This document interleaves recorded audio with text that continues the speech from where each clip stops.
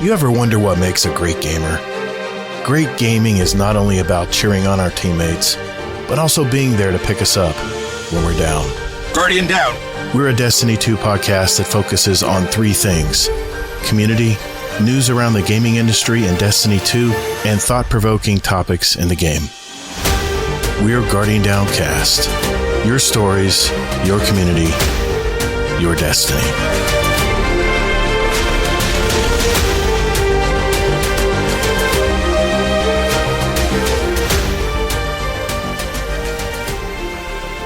Well, what's up, Guardian? Welcome to episode 328, Guardian Down Cast. I'm your host, ToddtheGatr, and I'm a Day One Guardian who loves gaming and especially the Destiny franchise. We're the podcast that's all about your stories, your community, and your destiny.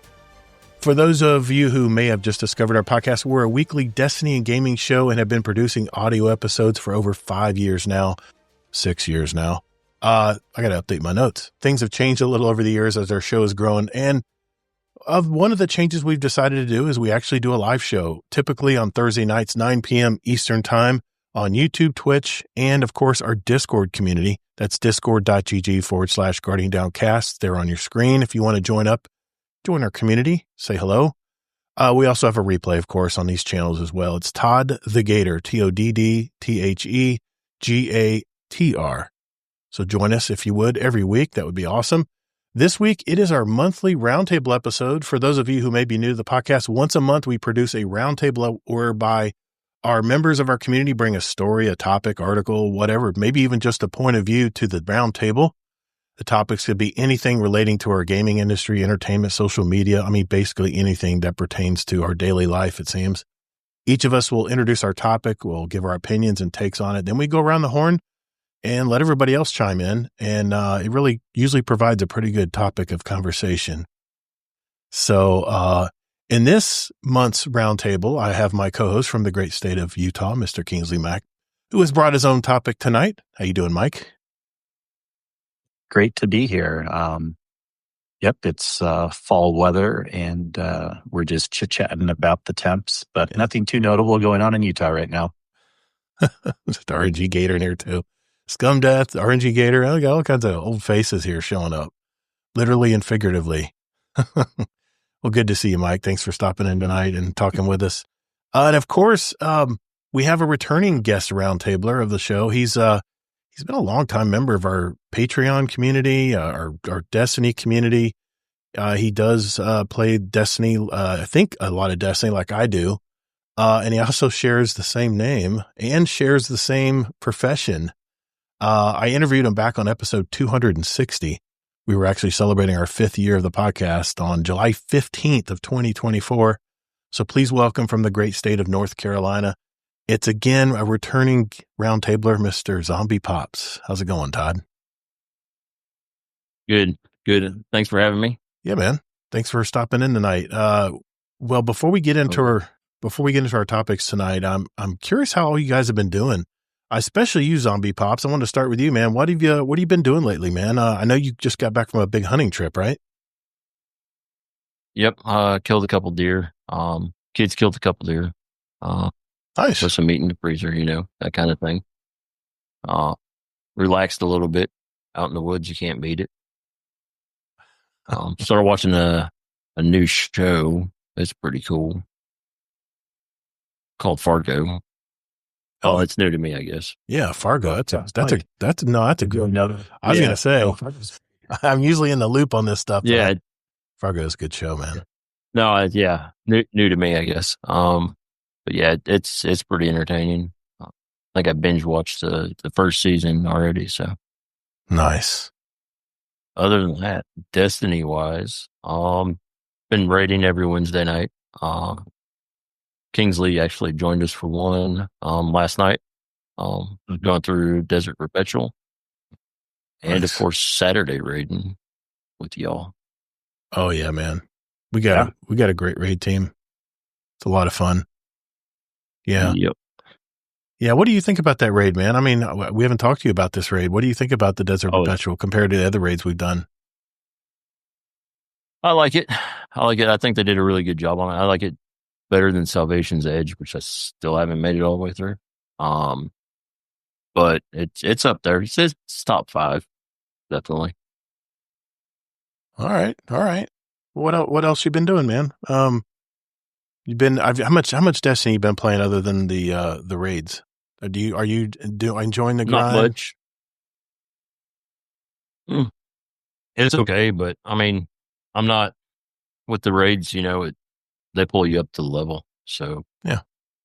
There's no real reason that I need to grind. Battlefield 6 out, and kind of playing that a bit too. So, what do you think of Battlefield 6? Oh, it's great. Yeah, it's I feel like it's more back to its roots. Yeah. Left the 2042 and. Yeah. Oh man, trying not to think about 2042 now. Did you play the new Battle Royale they just launched? I haven't done that yet. Yeah, I haven't either. I'm not a huge Battle Royale fan. It's funny, man. I was just talking last week. I think it was on Two Titans on Hunter, and thanks to Parody and Night Demon for having me on. That was a gracious host. And I was just saying that Battlefield is not Call of Duty, and here we go. We got a Battle Royale game that looks exactly like Warzone. Warzone? Yeah, Warzone. Yep. I was like, it looks just like Call of Duty. So maybe they're trying to be Call of Duty anyway. But yeah, I mean, it's a fun game, man. There's so many different ways to play Battlefield 6, So yeah. It's I don't know. Even though you keep running into tanks or helicopters or enemy fire, yeah. It's still a good time. Chaos at its best. Kingsley said he might join us one time and play. I'm like, it is chaos, man. It is definitely not slow. It's running and getting blown up. I'd like that. You don't even worry about dying because you're dying all the time. And I think a lot of the Call of Duty streamers are getting agitated because they can't do a highlight reel, without cutting and pasting the whole day's worth of gaming or something. Cause it's just chaos, man. It's hard to stay alive for any length of time unless you're sniping on a mountain somewhere and you're just a fantastic sniper, Yeah. Even then you'll get someone who'll jump in a helicopter or a plane and come right at you on the side of the mountain. So no escaping. Yeah. All right. Well, good deal, man. It's good to hear from you. I'm glad you're here tonight. And you got a topic we definitely want to talk about tonight. I think it's of interest to everybody here in the podcast audience. By the way, guys, if you have any questions or any feedback you want to give us or any input on our topics tonight, feel free to in the chat, whether you're in Discord or whether you're in Twitch or on YouTube. We like the engagement. So, yeah, definitely give us some feedback if you guys feel that you want to. Mr. Kingsleymac, what you been up to this week, man? Yeah. What have you been doing, man? Yeah, I have a couple things to talk about. Adding on to the raid discussion, it's been great. I'm still loving running this raid. Salvation's Edge was great, but even when I've run through it a few times, it always feels like a slog. And this raid did have some concern and slogginess initially at first. People like, oh, it's another harder raid. But not really. The way I would equivalent this is to when Guardian of Salvation first came out. Yeah, a lot of people thought it was harder, but it was still doable. Mm-hmm. And there was a lot more people willing to teach it. It wasn't like Salvation's Edge where it's like, oh my gosh, right. Only the top tier groups are passing down the knowledge at first. Obviously, we got it clear and we're not a top tier group. I always joke I'm at best a B+, A- raider. And it's getting to the point where we're passing down the knowledge even to some other people, and even on a potential Wednesday night when we normally wouldn't consider a raid like that, we're like, okay, let's do it. And we got through 3 encounters, even though we didn't get the boss done. It's still pretty cool, to get that far in a fun raid and hear other people's experiences. And generally, everyone who's played it has said they've had fun. You don't hear little things like, oh, Vault to Glass, it's boring, or this or that. I'm sure there's going to be some, boring or negative comments somewhere down the road, but there's no glaring thing with this raid so far. It's generally has thumbs up and everyone likes it. So, and I certainly do. Myself. Yeah. It's the first raid team I actually started from scratch. we've had all the same people that learned this raid from the beginning, going in blind. And yeah, we got it, we got it done well after most people got it done when it first launched. But man, I've been really happy with this raid. It's so much fun. Yep. And then other than that, I'll talk about my latest game, but of course I still do a little bit of Division 2. They've had an excellent Halloween event, a lot of things that Bungie could learn from, but we don't need to get into that. But Outer Worlds 2 came out yesterday and having a lot of fun with that. I knew this would kind of be a game for me when I saw the trailers. Made by Obsidian, I had a lot of fun with Avowed. This is an RPG type game with a lot of exploration and humor. That's the main thing. There's a lot of humor in this game. So think of not as crazy as Borderlands, but humorous, but a little more serious and a spacey type game. And great builds and no stupid encumbrance things. So you can pick up anything you want. I find myself wanting to explore more because I know I can look around at every little corner and there's some little junk thing to pick up. And I don't worry about it because there's no encumbrance. You know what I mean? You can just pick up as many things as you want within limit. I'm sure there might be caps on individual items, but it's not like if you have a lot of just various items, it's going to weigh you down. Yeah. And so far the game's great. And anyone who's played Outer Worlds 1 or is considering the game, it's generally getting good reviews. And I like it a lot so far. Yeah, I'm definitely going to jump into this game. I haven't pulled the trigger yet. And got me. Well, it looks good though. I've seen a couple streamers playing it, and it looks really fun. It kind of reminds me of what's the underwater world one that was so big for forever? BioShock. Yeah, and they're coming out with a movie. BioShock. They're coming out with a BioShock movie. Did you guys know that? Really? Yeah, it's in development right now. Huh. A BioShock, but I get the BioShock vibes from it.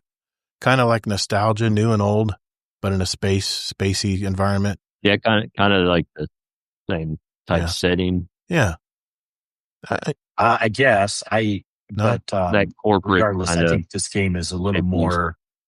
Well, yeah. There's kind of some of those themes, but I don't know about the actual running the game. It's different. Equivalents on the RPG side. Okay.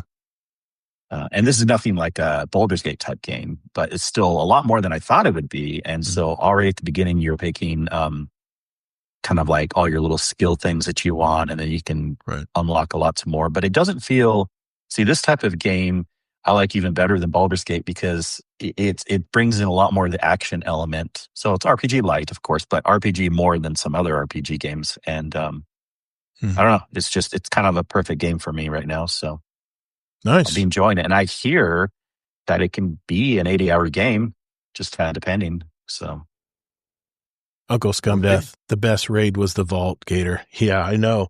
When you were drunk and passed out and got the Vex Mythoclast and didn't even know it. I'll never forget that raid, though. I had so much fun doing that. That was a fun raid. And Uncle Scumdeath was just lost. It was a lot of fun. Yeah, good times. It's good Destiny moments, man. Can't beat that stuff. Let's see. For me, because it was Halloween week, Halloween being tomorrow, my wife and I, we just kind of chilled out with movies. I was going to go see the Springsteen movie, but after I started thinking about it, I started seeing some of the reviews come in. I just decided I just wasn't enthusiastic enough to see it, but we are going to go see Begonia, I think it's called. It's a wacky, weird movie about some guys. Jesse Plemons is in it. It's by the guy who made Poor Things, if you remember that movie. And Emma Stone, of course, is one of the lead characters in it. And it's about a couple guys who are like, I don't know. They think that this one corporate woman is an alien, so they kidnap her and they shave all her head off, shave her hair off, and she's trying to convince them that she's not an alien. And they're like, "Yeah, that's what an alien would say," something like that. And it just looks like a fun movie. We're probably going to see that on Tuesday, so I'll let you guys know what I thought of that movie next week. But no movie reviews this week, which is okay. It's good to take a break. I tell you what, though, I did finish Alien Earth, which is on FX and Hulu. This is a really good sci-fi series, especially if you're an Alien fan of the movies. it's a series that kind of shows you the why and how the alien movies become such a cultural icon for sci-fi horror. The series also sheds more light on more of the synthetic human forms in the world and how they interacted with the aliens themselves. And some of them have special bonds with the most terrifying versions of the aliens. And there were many forms and very interesting forms of life, alien life that they showed in this series. But it kind of comes full circle when it talks about how the worst monster of all is us, humans. And that's kind of how they wrap up the first series, the first season of it. But it's on Hulu. All the episodes are out. So if you want to see it, check it out on Hulu. I think you'll enjoy it. It is a little bit on the horror. I guess it's light horror. There is, there's some blood and guts and stuff. So don't let your little kids watch it. It's definitely adult stuff. But let's see, as far as gaming, like I mentioned in the pre-notes, it seems like every time after work, either I'm having dinner with the missus and there's just something I need to get caught up on. So I've been doing just a little bit of the solo Portal activities. But I've been pretty quiet this week gaming. Like I said, I do want to give a shout out to our raid crew. That was, of course, Z0mb1eP0ps here in front of us. Ronan Redline, Allocate, and Send Media, and of course, my host, Kingsleymac here. We always have a great time. I think every Saturday we try to get a run in, and we're getting better and better. I think, Kingsley, you swapped around and tried a different role this time, but I think we had such a slow on one of the initial encounters. We were just having a hard time getting it done, that we just decided just to keep everybody in their same spots after that. But it was a fun raid. It's getting really fun to get clears on it and stuff. So just wanted to reiterate that. All right. Well, that's enough. One thing. Good. Actually, I'll save it for another week. Yeah. Never mind. You sure? Never mind. Okay. It's kind of boring. It's just more things I've noticed about the raid over time. I mean, if you really want me to hear it. No, let's hear it, man. Let's hear it. We're good on time. So now I'm getting a little more experience, and I haven't done like Epic or the feats yet or whatever, but I might have changed my mind a little bit on the ease of certain encounters. It's not like there's ease of like initially learning things, especially if you're worried about mechanics, and then there's ease of just overall big picture stuff, like how like legitimately easy it is, like when you bring in ads and bring in things like where people can die and bring in things like holes and stuff. Yeah. And a lot of people have heard about Hobgoblin being the hardest, and then I've even heard some teams say it was the easiest. I mean, I can kind of understand that sentiment now, because it's an encounter that we had the most hard time with at first, but once it kind of locks in, I feel like that encounter can be the easiest to do without messing up times after that. So once it locks in, it's not as variable, not as many things necessarily go wrong. Haven't we seen that, right? It seems like that encounter just locks in now every time. Even though it's the hardest at first. It's because we got the most reps in. I really do think it's that, because it's not just that. But I agree, reps helps. Dude, it's all about the reps. Yeah, because trust me, we got just as many reps in other encounters, and let me add some more things. It's true. With Hydra is kind of like in the middle. It's definitely hard, and it can kind of be one of those things where it can get pretty easy, but it's kind of like more in the middle. Will we be able to lock it in every single time? Mostly because, again, even just the DPS thing, you if you're having a bad day hitting your shots during that little fun thing you have to do during DPS, you don't get to extend, and it could turn it from a 2-phase to a 3-phase. Yeah. And then Wyvern, though, it's so funny. I feel like the way that arena is built, so many places to fall down and die, so many things that technically are easy to conceptualize what you need to do, but there's more variability of things going wrong, small things that can mess up a group. And I would say, I'm not saying that encounter is the hardest, but I think my opinion these days is that encounter can be the most variable. It can go super easy. That's true. Or it can go like it's a lot of coordination. Runs. It's a lot of coordination on that one. And here, you guys are having to coordinate when to shoot the nodes, and I'm here trying to figure out, I got to jump up on the platforms as they appear, and then of course shoot off all these swarms of that new enemy type that just swarms you, and you kill the main boss, and like 4 different ones come running at you screaming. I don't even know what they call them, but I just put on part of it too is because the arena is bigger.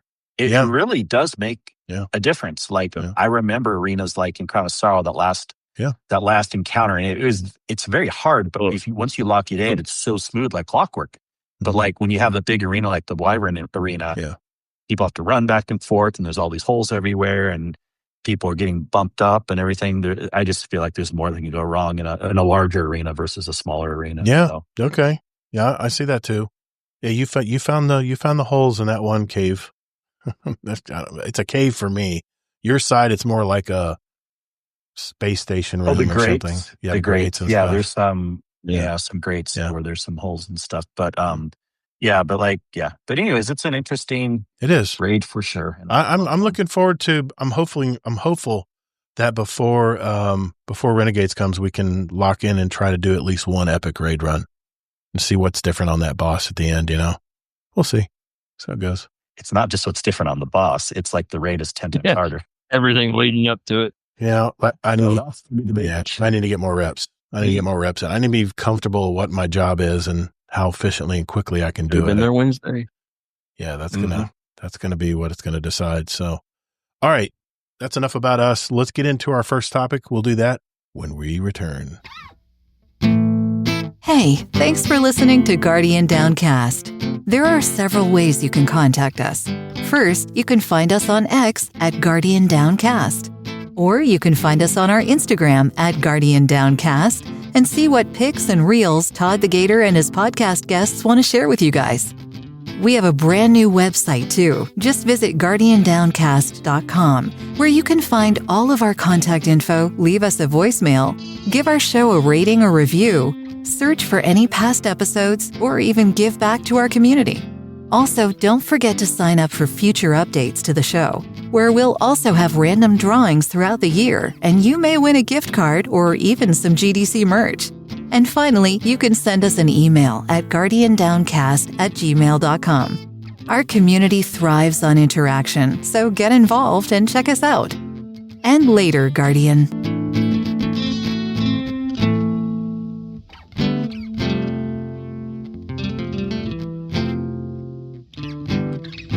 All right, first up is Kingsleymac. Kingsley, what are you bringing to the table tonight, sir?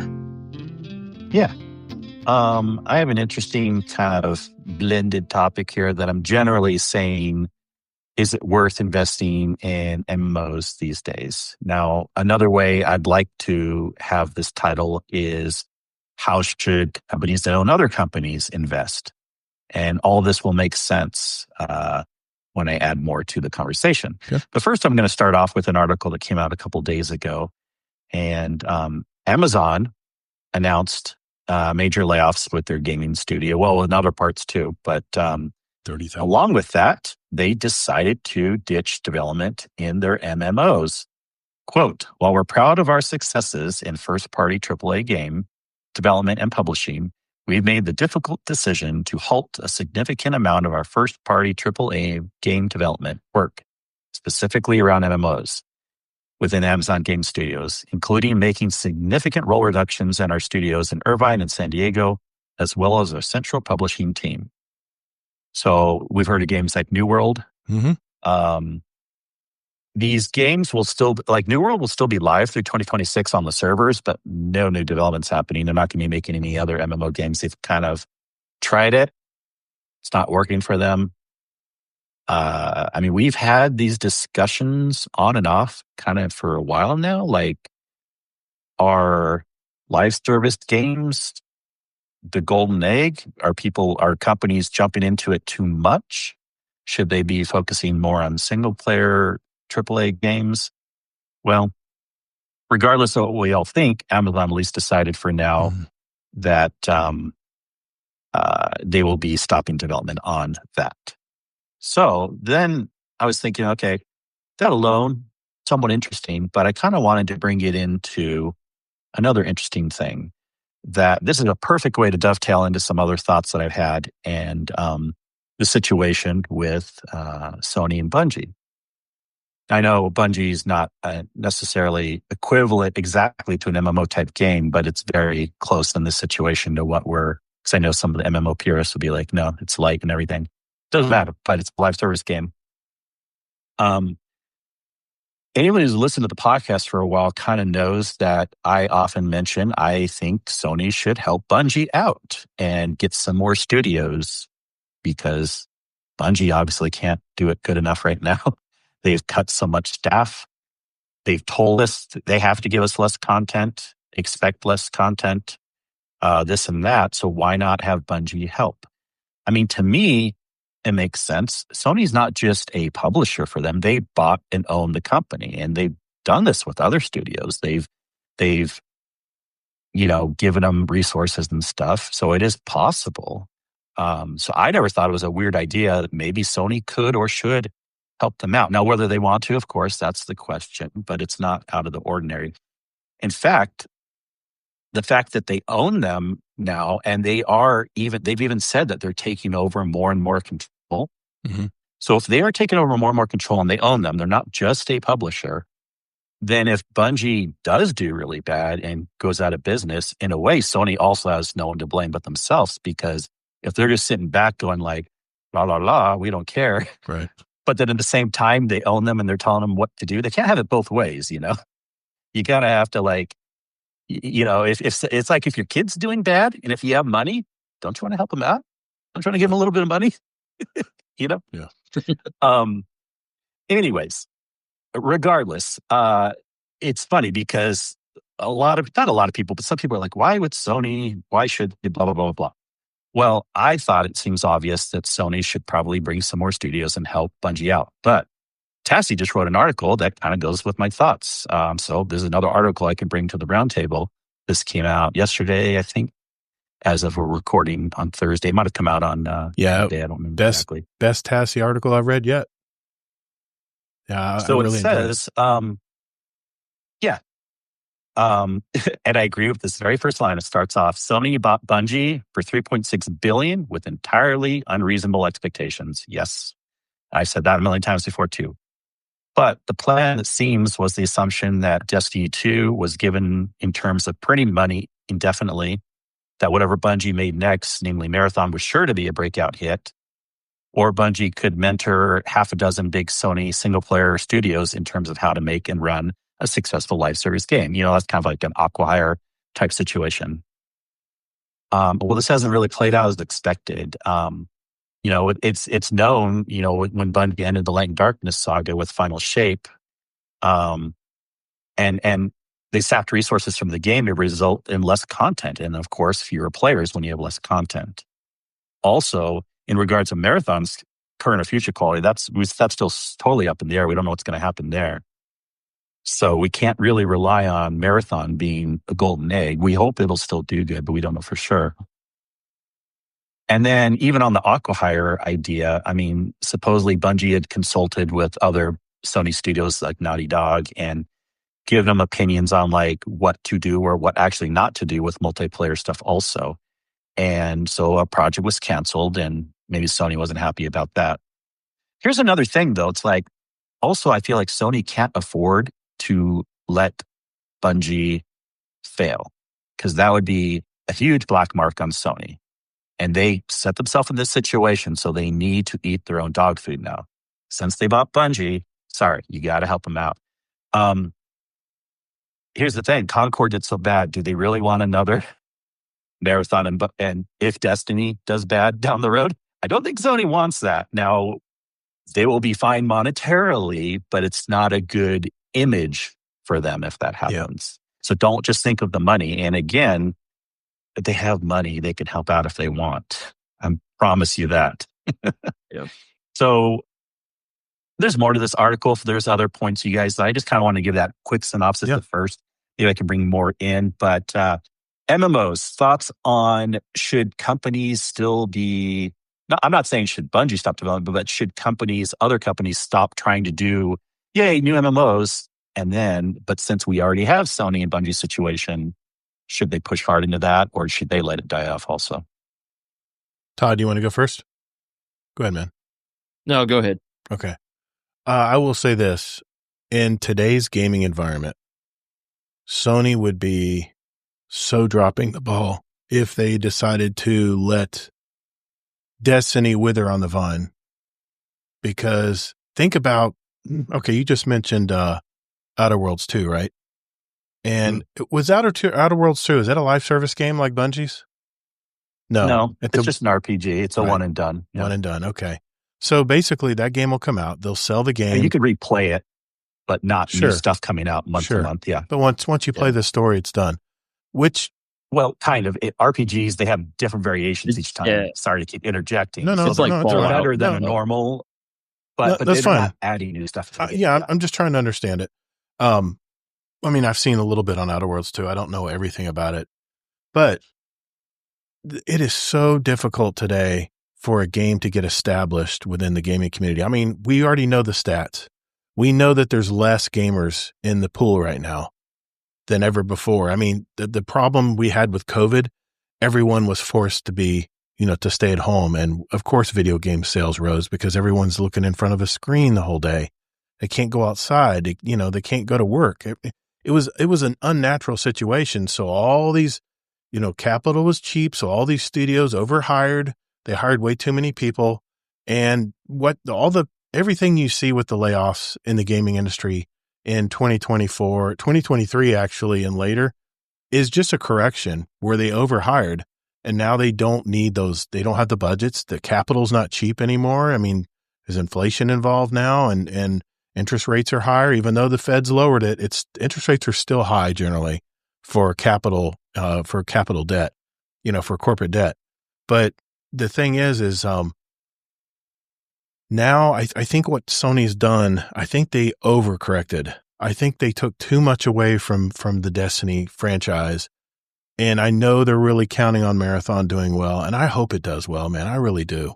I really hope it does. But if it flops, this is the only golden goose they got. I mean, if Marathon for Bungie, not for Sony in general, they have a lot of other. Well, no, I understand, but this is Bungie's ace in the hole right now because we have an established community, and you can say the numbers are the worst right now, but those 1.5 or 2.3 million that peaked, that's basically your pool of people that want to play this game. And if they have DLC that gets them excited enough, they will return. Or a Destiny 3 or a Destiny Online and all that stuff. They will return but the problem is this is an 11-year-old game now. It's run its course, and where Call of Duty would have probably had at least 5 or 6 new Call of Duties in that same span of time, probably more because they pretty much release one every year. Yeah. We've had the same game, and you can only reiterate and reinvent stuff within a game so many times before you just run out of ideas around this storyline or around these characters. And I'm speaking specifically to Bungie here because that's what I know. It would be very, very, it'd probably be the biggest blunder ever if Sony was to just let the Destiny franchise wither on the vine and just let it go away. That is such a missed opportunity.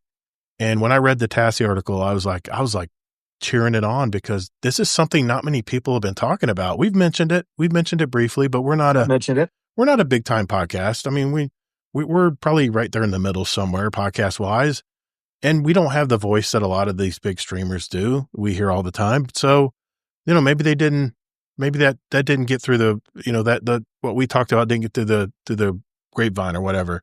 But like I said, the problem is it takes so long for a game to get established. And then not only does it need to get established where people actually buy and play the game, but stick around to keep playing the game, especially in the live service genre. There's been so many games that have come out and they're just it's like a bottle rocket. They come all this big pomp and circumstance, and then they fizzle away while Bungie and Destiny are still here. Still here. People log in every week and play this game. And Sony's got to see that. Sony's got to see that this has some sticking power. Like right now, Battlefield 6, they're going all out, man. They use 4 studios to make this game. They just released their Battle Royale.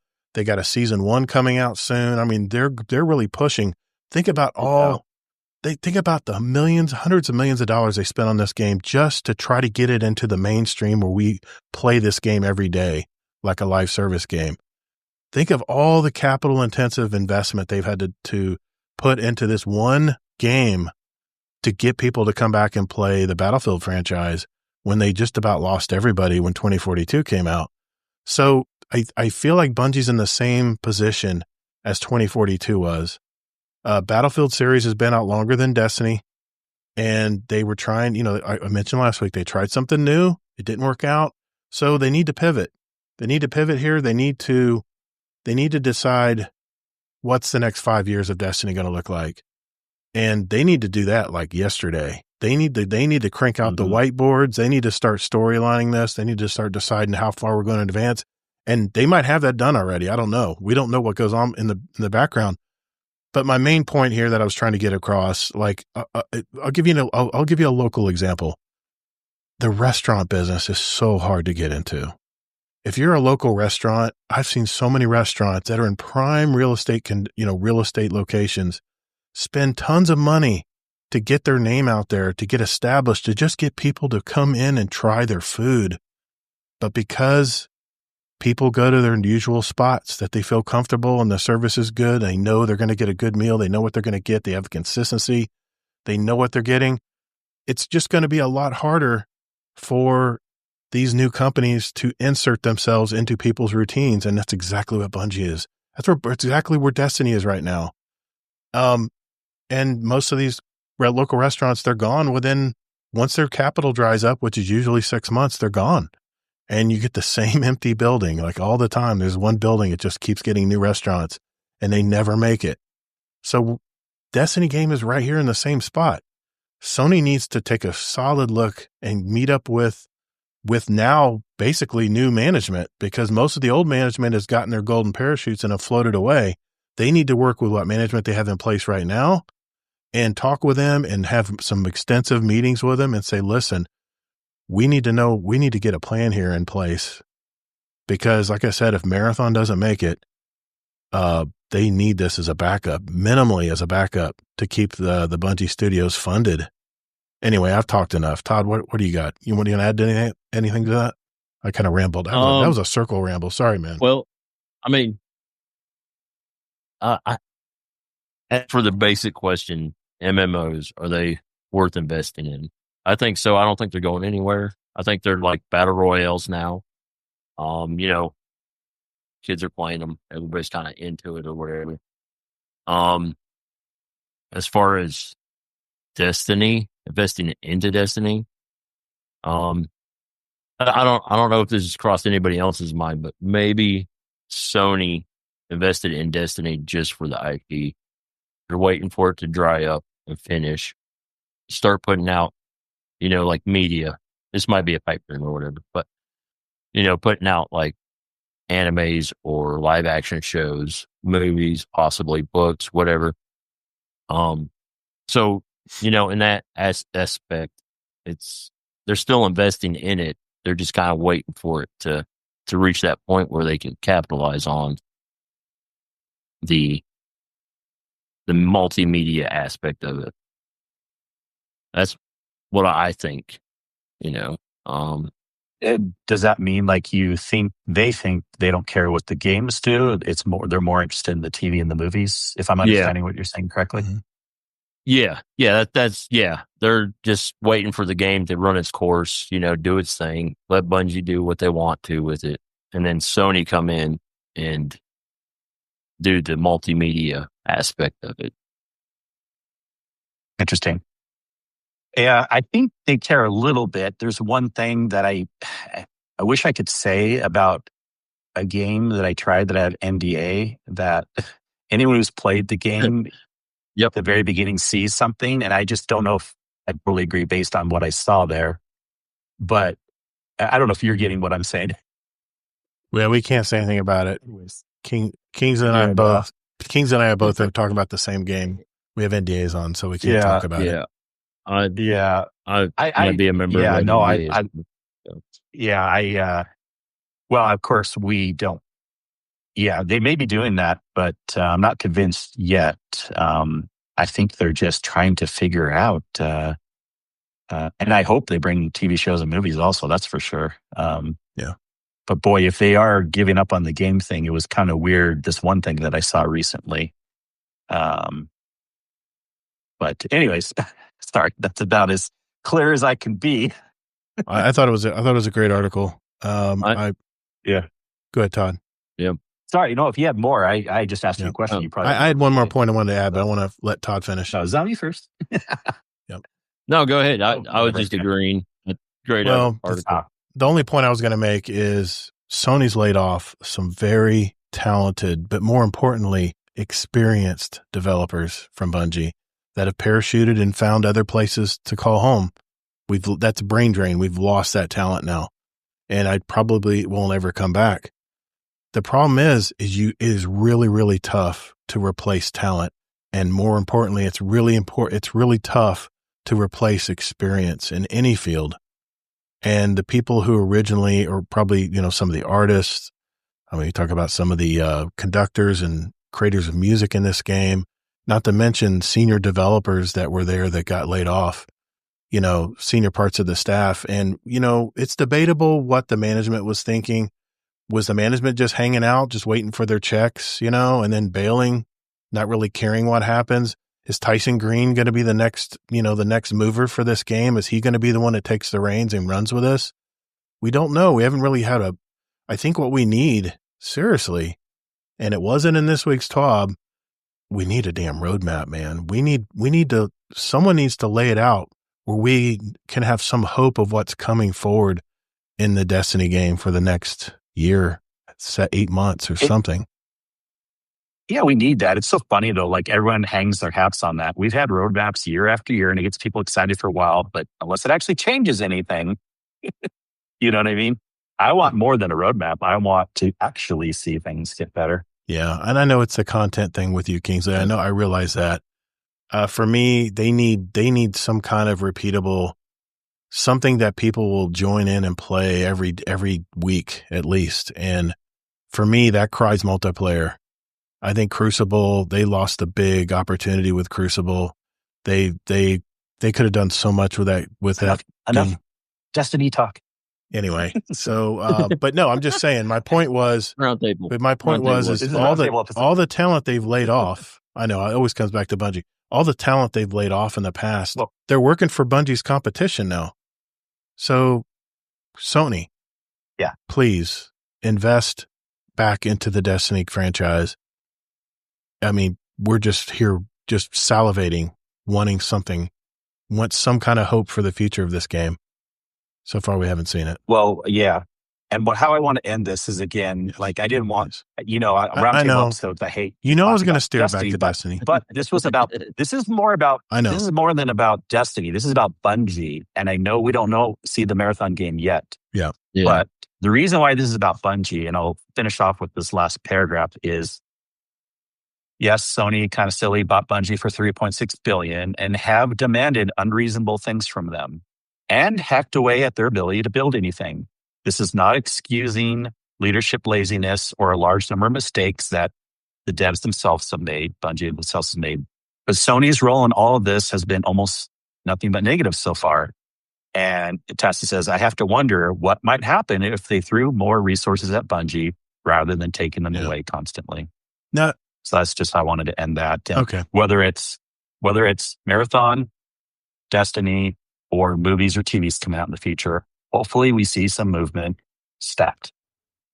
I thought it was refreshing that Paul Tassi actually wasn't jumping on the doom and gloom train for a change, and he was actually, oh my gosh, you turning the tables. And you don't read all the articles if you think that's all it's about. I know that, but if you listen to a lot of the streamers and a lot of the Bungie community, the Destiny community, it's all, I think Kami Cake said it best. No, they're just talking about what everyone else is talking about, including us. If people take it negatively, that's their own fault.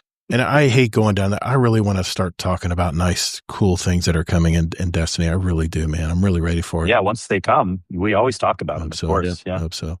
Anyway, great topic, Kingsley. I thought that was a perfect topic to start off on because that has been a hot topic this week in the, I think it's been trending in the Destiny verse this week. So, all right, up next, Z0mb1eP0ps bring his topic. Be right back.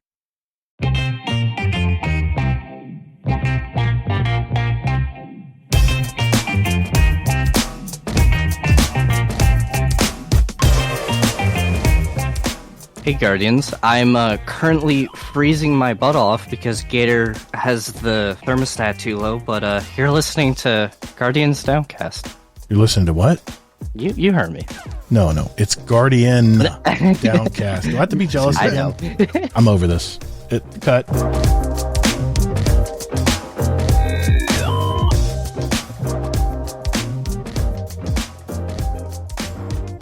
All right, up next is Z0mb1eP0ps. What topic you going to bring to the table this week, Todd? So how hardware make a difference in gaming? Monitors versus TVs, mouse and keyboard versus controllers. And is there a point where it becomes pay to win?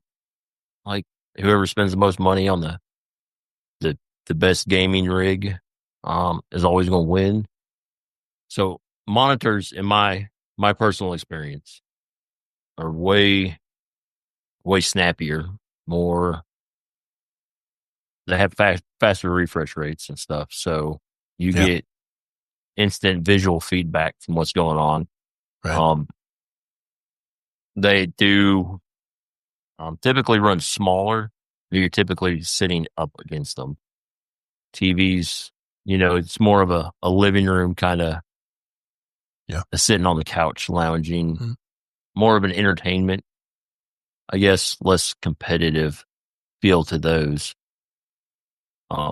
Personally, right. That's kind of what I feel like is the main differences in them, as far as like mouse and keyboard and other paraphernalia, I guess you could say.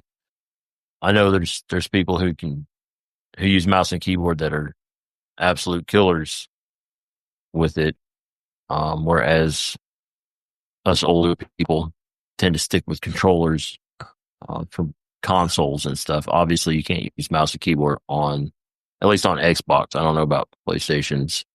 Yeah. So I don't know if that affects it differently. If you're able to play different, without using the mouse and keyboard on a console. And like, I believe Kingsley was talking about it a couple weeks ago, maybe getting a different type of controller because of his arthritis, maybe helping out. Obviously, for physical disabilities, people would need different things. Would they lose out on a competitive edge if they use the controller opposed to a mouse and keyboard, though? So, just kind of wanting your guys' thoughts on. I got some of that. I got plenty of thoughts. You want to? Yeah. Do we mind giving all of our general setups? Because some people are even asking in the chat if anyone may know how we play. So if you can go first on. Yep. I don't know what my monitor is. It'll take me a minute. I mean, you don't have to give exact specs, but just generally, you do just, PC on monitor, right? And is it a 4K? Like is it 1440? PC monitor. I think. Do you know the resolution? 1440 size, 30 inches or so. Mm-hmm. Yeah, I think it's just 30 inches. It's a curved display. Oh, curved. I need another one because, nice. It's an Acer. It was on sale on Newegg. So, usually I use controller. Obviously playing on Xbox and swapping back and forth between the PC and the Xbox. Using Xbox controller is just really handy. There are some games I do play on the PC where I have to do mouse and keyboard. Yeah. And I'm just terrible at those. I play on I play on a 30-inch. I got 4 monitors right now. 2 of them are 1080p, just regular 60 hertz monitors for my text camera stuff. What's your gaming setup? Gaming setup is I'm using a 4K 30-inch, 120 hertz refresh rate. I really don't. My old eyes, I don't really need any more than 120. I've got a 4080. You can't get more than 120 on 4K, at least not realistically. Yeah, exactly. Yeah. I'm using a 4080 graphics card, and I can play pretty much anything. I mean, Borderlands make this thing sing. I'm Borderlands 4. Every time I play that game. I'm using a 4060 in it. Yeah. It's singing, man. It's not just Borderlands. But I play Destiny. I hardly hear it. That's why I stream Destiny a lot on my PC because it doesn't really work the PC. Anyway, but yeah, that's what I'm Destiny using. has pretty And, low end graphics requirements I compared to mean, most games. I'm using. If it's not obvious, I've been using PS5 controllers. They're so much better. Just stock controllers, no paddles or anything. I do have a modded one, but I hardly use it because it just doesn't feel right in my hand. But I'm old school. Ever since they use the Elite. yeah, exactly. Yeah, they have the smaller paddles. I like that. That's what I got. That's what I got on mine. Yeah. Mine's not the Scuff. It's the other brand. I can't even remember what it's here. Just so much. Doesn't really matter the brand, but I don't know what this. I don't know what this brand is. It's got the little. It's the very. This is the very first modded controller that came out for PS5. This was before the Scuffs came out. It's a great controller. I love the paddles are really nice short stroke paddles. Even the trigger buttons are short throws. They're I don't know. They're much better. But yeah, I pretty much use a stock controller. That's all I want. And that's all I'm used to playing. I'm old school. I've been using a DualSense controller ever since, PS1 came out. So that's what I'm used to playing with. And Kingsley, we know you talked about trying mouse and keyboard because of your arthritis problems that you're having. Maybe controllers aren't the way to go anymore. What's your setup, man? Yeah, I don't know. I'm still mostly a controller, but yeah, my setup is a 27-inch. I upgraded to a 4K monitor recently. It's 120 hertz, of course, because you got to go with that. I still do a lot of 1440 gaming because unless you have the best graphics card in the world, some games are almost impossible to play at high refresh rates on 4K, but 1440 still looks really good. Yeah. And then, I'm controller, and I love controller because I never really started on mouse and keyboard, even as a kid playing games.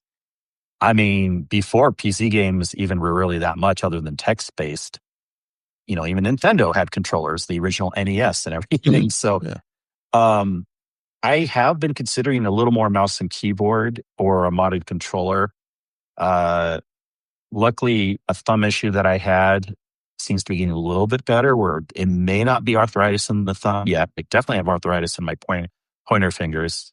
So time is still to be seen on that, but it definitely varies. But as far as my set, so it's interesting. We're all, and we obviously probably, like, I have a PlayStation, also Todd has a PlayStation, zombie console stuff too, but my main setup is a PC.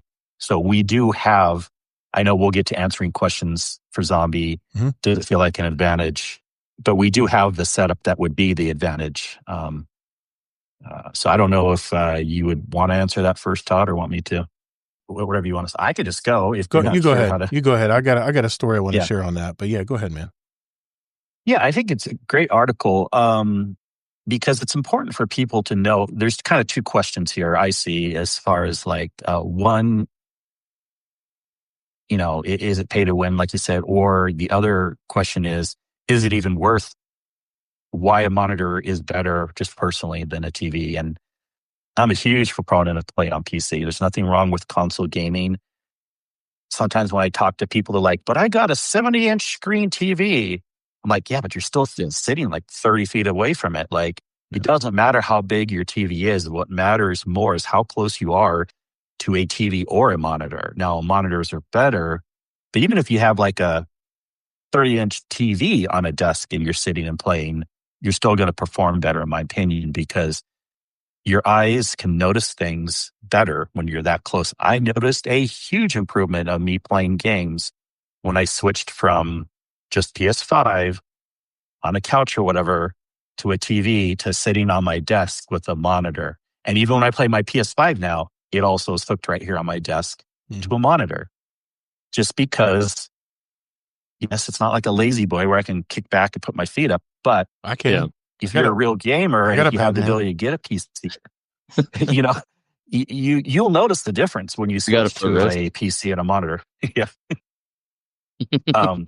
So I think personally, it's well worth running a monitor, and you can even run a controller on PC, and that's even a million times better than controller on a console.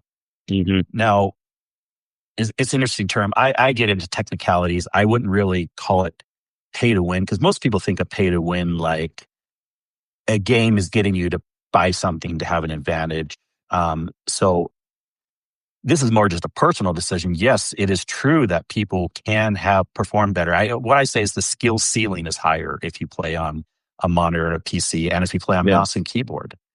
So yeah, if you pay more, you will do better, but that's a personal choice. It's not like, at least it's not the developer getting you to buy stuff, which is a little more scummy, right? So I don't love the word pay to win, but it is very true that you can do better. Now, I want to say one last thing, because I know a lot about the technical details here. I think 120 is the perfect sweet spot. Once you get over 120 refresh rate FPS, it drops off precipitously. But then you're like, well, why are these people, they go like the 500 refresh rates and they do good. They want that for competitive. Well, there's still, even though our eyes can't notice it as much when you get to those super high refresh rates, it actually still helps your input lag go down, because what happens is, I forget all the technical details, but if the refresh rate's super high, even if your eyes aren't noticing it, it helps with the input lag, so you can still do better and perform better that way.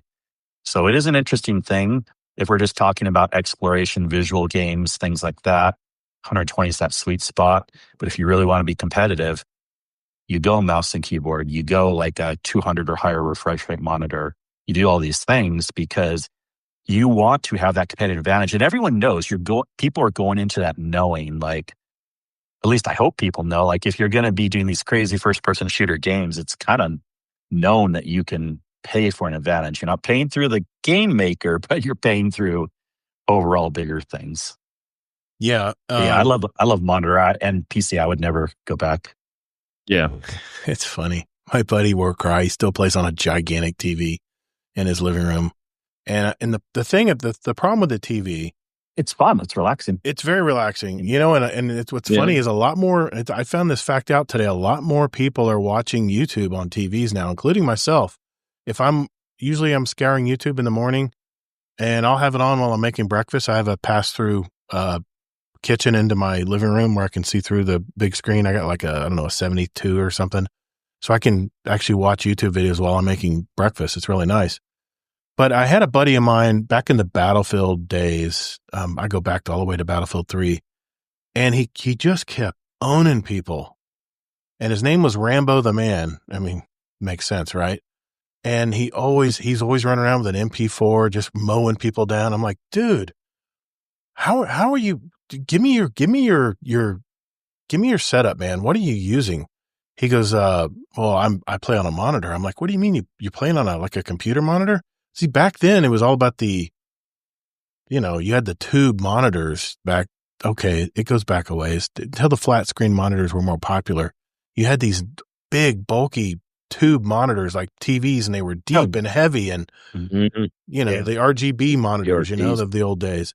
And he said, yeah, man. The thing, and he's explained it to me like this. He goes, your eyes take so much more time on a regular TV to cross and find your target and then aim and shoot your target. And of course, I'm playing competitive, PvP games. That's Battlefield 3 and stuff. It's all fast paced and stuff. So that your aim, how quickly you can see your enemy and how quickly you can get it and aim down sights on them. That's really the key. I mean, that's how all these streamers do it on Call of Duty. They're all playing on monitors.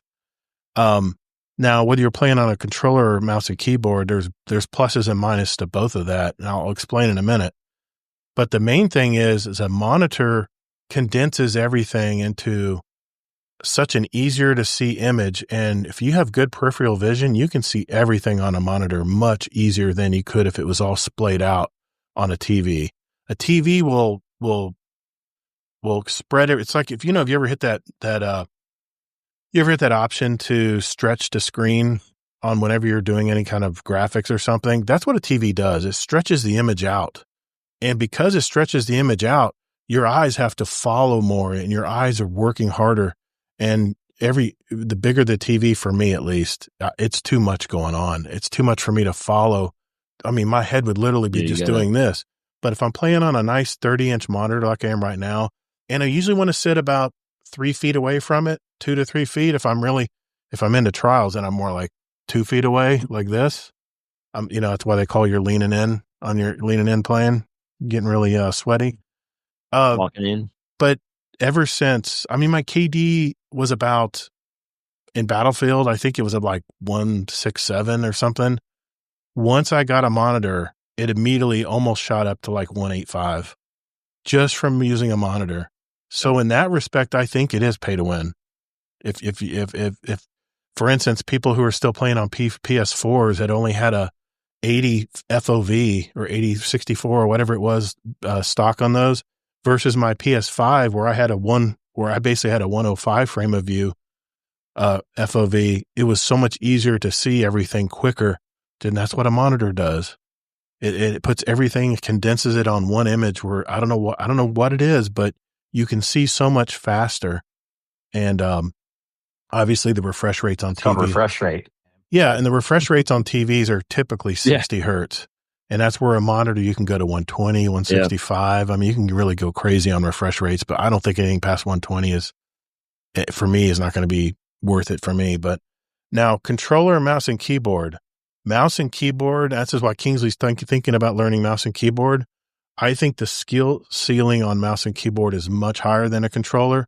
I think there's a certain ceiling you hit when you use a controller, because I don't care if you have your sensitivity on your sticks like at 100, your thumbs still have to do a lot of the motions, and our thumbs just aren't as agile as grabbing a mouse and whipping it with your whole wrist to lock in on a target and stuff.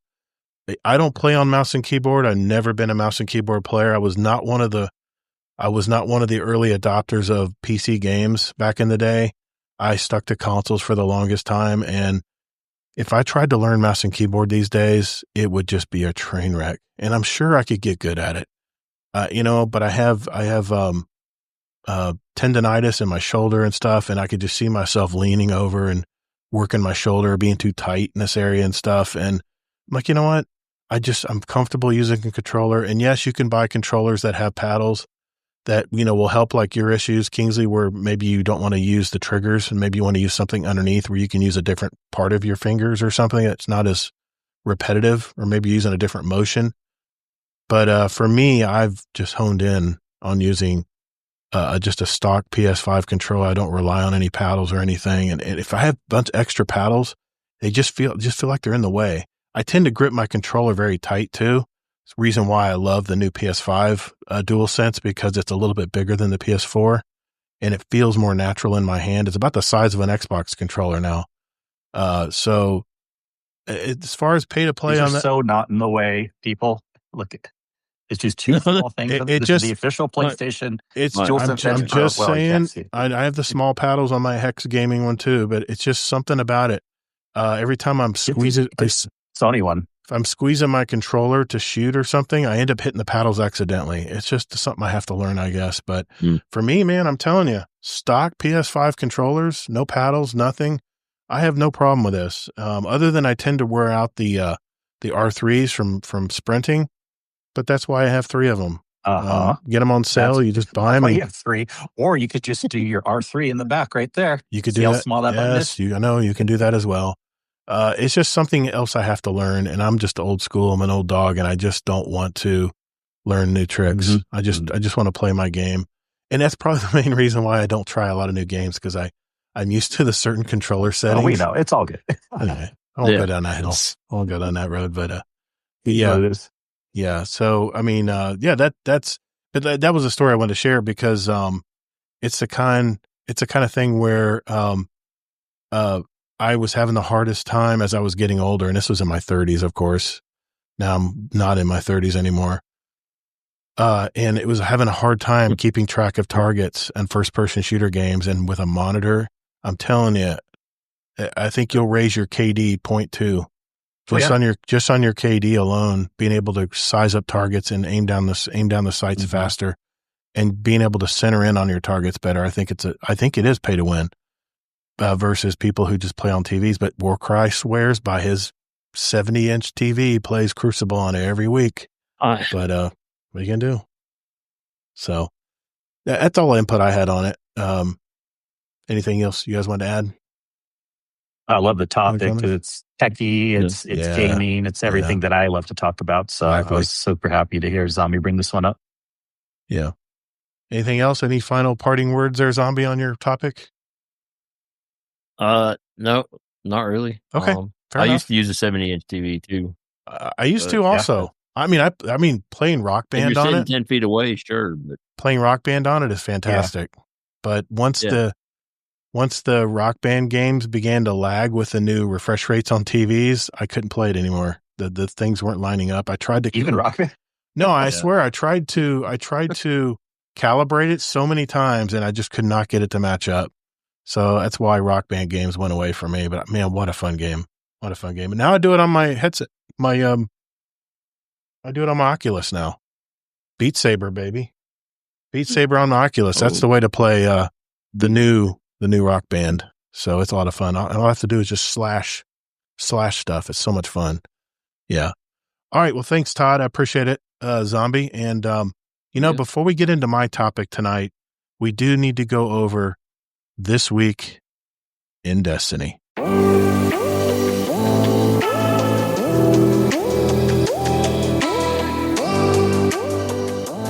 Hey, just a quick reminder that we have several Destiny 2 clans, and we invite all of you to be a part of it. If you're looking for a home to share your Destiny experiences, now would be a great time to jump in and get to know some of these great gamers. We're here for the community and friends you make along the way, and no hardcore restrictions. And enjoy what time you have for Destiny is all we ask. So if you're looking for a clan out there, join our Discord. That's discord.gg/GuardianDownCast, and just reach out to a mod and we'll open the door for you. So join us, and later, Guardian. All right, this week in Destiny for October 30th, 2025. This week in Destiny, we are collecting candy like there's no tomorrow and buying cool things with it. I wonder what Aunt Eva Levante wants with so much candy.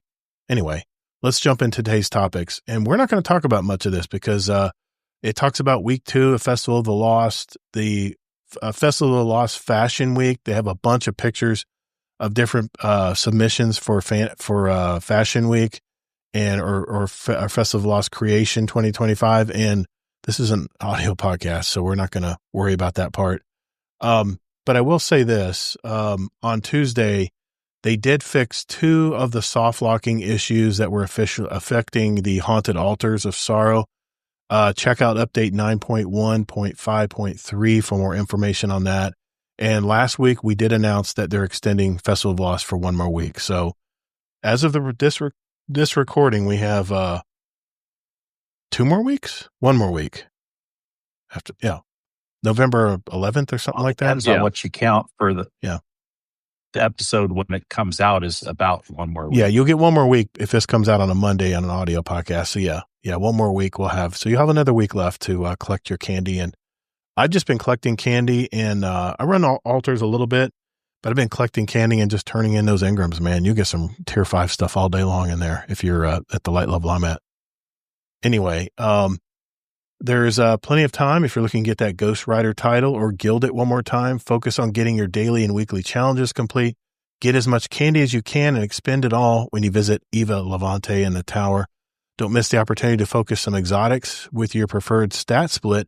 And by the way, just an FYI here, you get about 400 to 500 pieces of candy in a solo ops grandmaster level, just so you know. Give you an idea of how quickly you can farm it. The Festival of the Lost sale continues. I was just on the Bungie store last night because Ronan sent a question into the show, and I said, oh, that reminded me I needed to go get some merch. So they have a really good Halloween emblem you get here whenever you buy anything from the Bungie store, and they got a pretty good sale going on right now, really slashing some prices in there. The only problem is a lot of the t-shirts I was trying to find, a lot of the sizes that I fit in are sold out. But there's a few things in there still, but I did get a couple new t-shirts. I'll wear them on the show once I get them here. But there is an emblem you can get, which is pretty nice. Pretty scary little emblem. Anyway, we're going to fast forward through the Fashion Week. Bungie.net for this week's This Week in Destiny, if you want to see. I mean, the art is fantastic. I'll give you that. But we're just going to get to the nitty gritty here. And that is the progression changes. They did do an update on the progression changes that the progression improvements, I should say, in the latest patch. Said when we first launched the Edge of Fate, a core piece of feedback we received about gaining power, and we heard you. It felt like it slowed down too much once you got to a higher power level, and ways to efficiently level up your power began to feel tedious and unengaging. Yeah, it did. While our initial efforts marginally increased the rate of progression at higher power levels, they clearly fell short in making the substantial impact that was needed. With this in mind, our focus when addressing this feedback in 9.1.5.1 centered around making a much stronger impact on power progression. In addition to the TechSec supply drop chest, which, by the way, if you go to the tower right now to the Zavala, there's a chest there waiting for you that immediately puts you to 300 power. So if you haven't done that yet, you might as well just grab it. It's free 300 power, and you get all kinds of cool armor and weapons. The rate of power gained per hour of play has more than doubled for players above 300 power, as seen in the chart below. We will keep a close eye on the power progression and how the player experience feels. It's definitely doubled. I'm looking at the chart here, it definitely doubled. So, okay, jump in there and grind that power, man. It's not going up in Renegade, so I'm really curious how the tier 5s are going to drop for people who got to 550 or 470 or higher going into Renegades. I guess we'll see as we get closer. It doesn't really matter. And especially also they're deprecating where you can level up a tier 3 to a tier 5 eventually. It's like all the things of earning stuff is just all being given away now. Yeah. And cue the people that now say leveling up is going too fast. So. Yeah. I can see that. The Destiny 2 cutscene archive update. Want to watch a bunch of cool Destiny 2 cinematics? Our cutscene archive on the YouTube has been recently updated with all the cinematics launched during the year of Final Shape. You can go and rewatch some of the emotional moments we went through in our final battle against the Witness. In case you were a newer player and never experienced some of the story beats of episodes, Echoes, Revenant, or Heresy, you can relive them in video form. Just be warned, they are filled with spoilers. So there's that. Trials of Osiris, as of tonight's recording on Thursday night, the map is Eventide Labs. Featured weapon is the Aurelus Neutralizer, the kinetic spread shot hand cannon. Pass. Bounty for Good starts today. It'll run until this is for the this is the competition that started today. And we don't need to talk about that because it's already over with. Known issues, player support report. Anything in there we need to know about Kingsley? Anything of value we need to mention? Just a bunch of fixes on the altars, and pretty much that's it. So yeah, if you wanted to get the exact amount and the exact things they fixed, Bungie.net, and look at this week's blog from Bungie, and they'll spell it out for you. Artist of the Week. That's a cool looking quilt. Yeah, quilt. And there's a Trio Verity Movie of the Week. Another week, another TWID in the books. Let's go back to Festival of Loss and earn some extra rewards. As a sneak peek into more immediate future, next week we have a sandbox preview with some of the changes coming with Renegades. Our next expansion is coming very soon, so it's time to start unveiling more about it. Destiny December 2nd is almost here. Man, it is going to fly by. We're 5 weeks away, guys. It's a little bit over a month away. So, yeah, it's going to be crazy. All right. Thank you, Destiny 2 community team. We'll get into my topic right after this.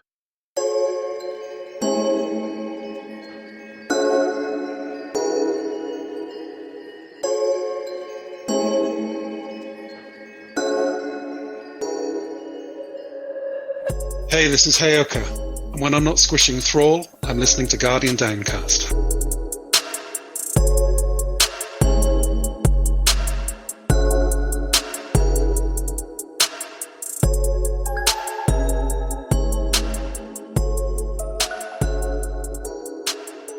All right, for the next topic, I have an interesting story that I ran across, and I want to share it with you guys this week.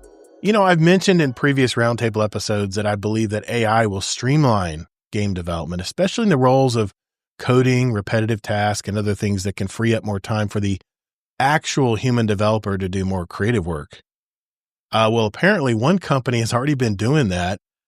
And of course, it's EA, which just got acquired, by the way, via a leveraged buyout from an investment group, which includes the Saudi Arabian government. So, which is crazy. But I want to share the article here real quick. EA's attempt to use AI for game development backfiring horribly. The video game industry is hell-bent on harnessing the power of generative AI to boost productivity and dream up virtual worlds, while also cutting cost, of course. According to the recent Google Cloud survey, 87% of video game developers said they are using AI to automate and streamline tasks, a notable figure in considering the industry has seen massive layoffs as the costs rise and demand weakens following the major COVID-era growth, which I mentioned earlier.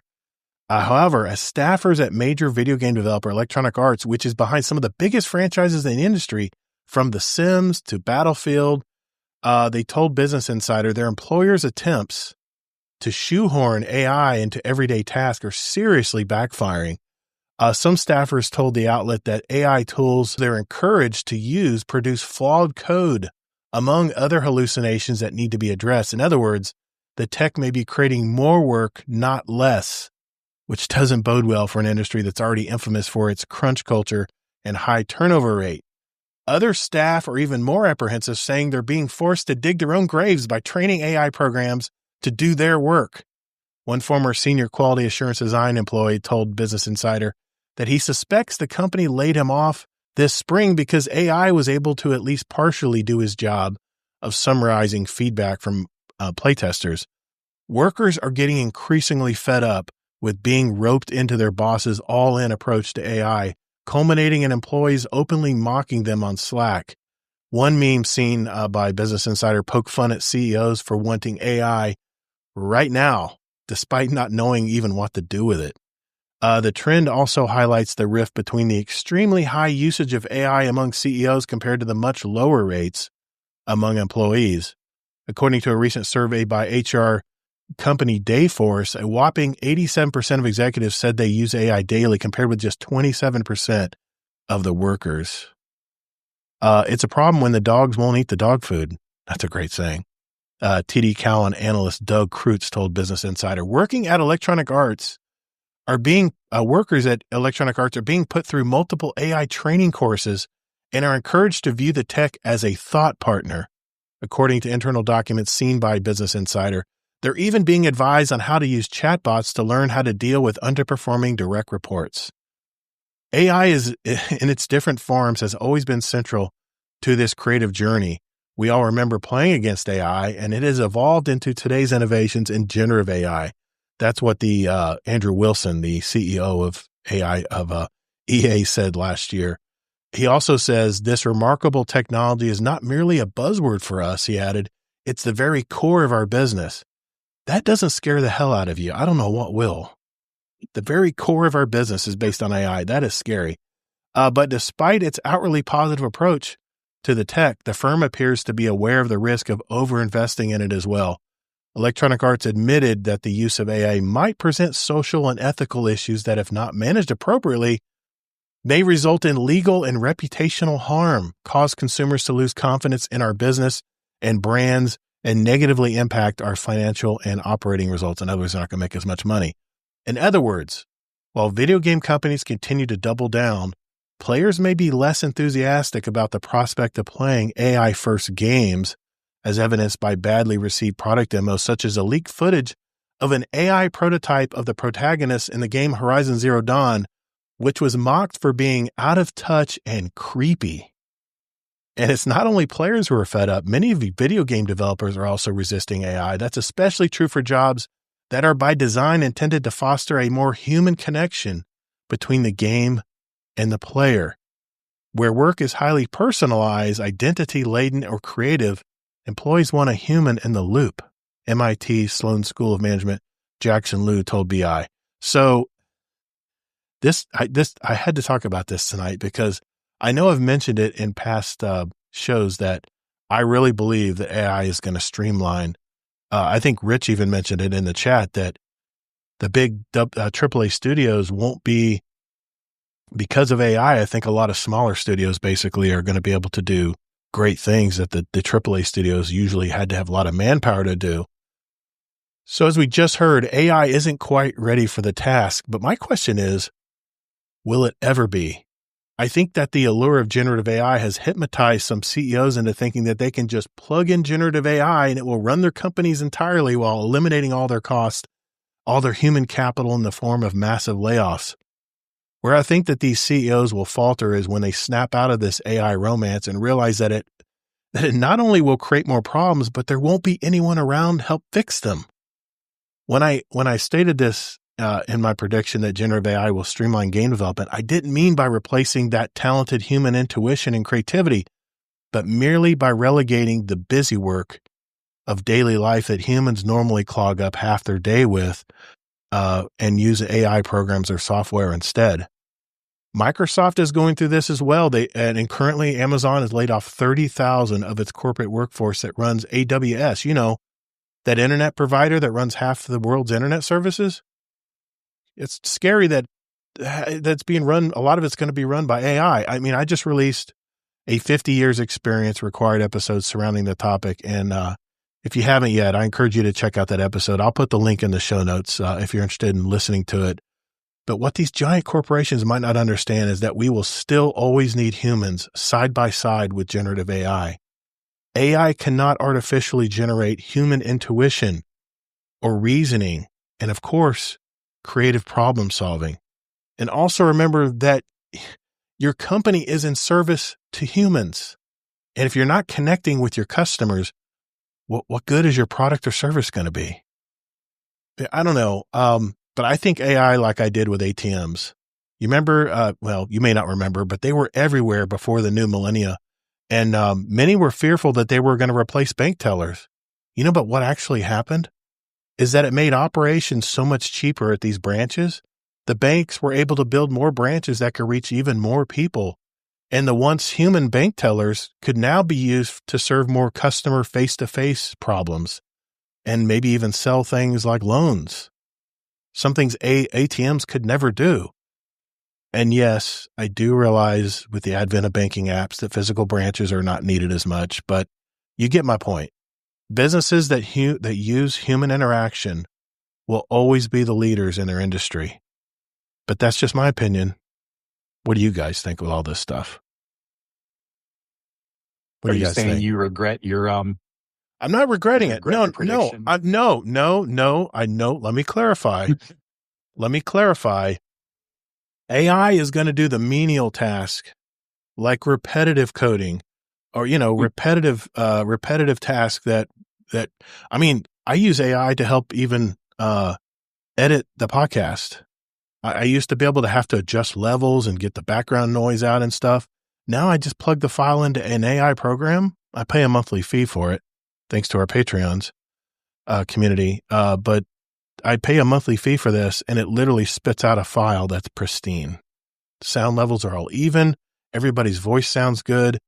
That's what AI is going to save time.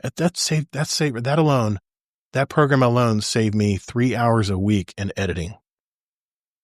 So that's what I mean by the gaming studios are not going to be bogged down with.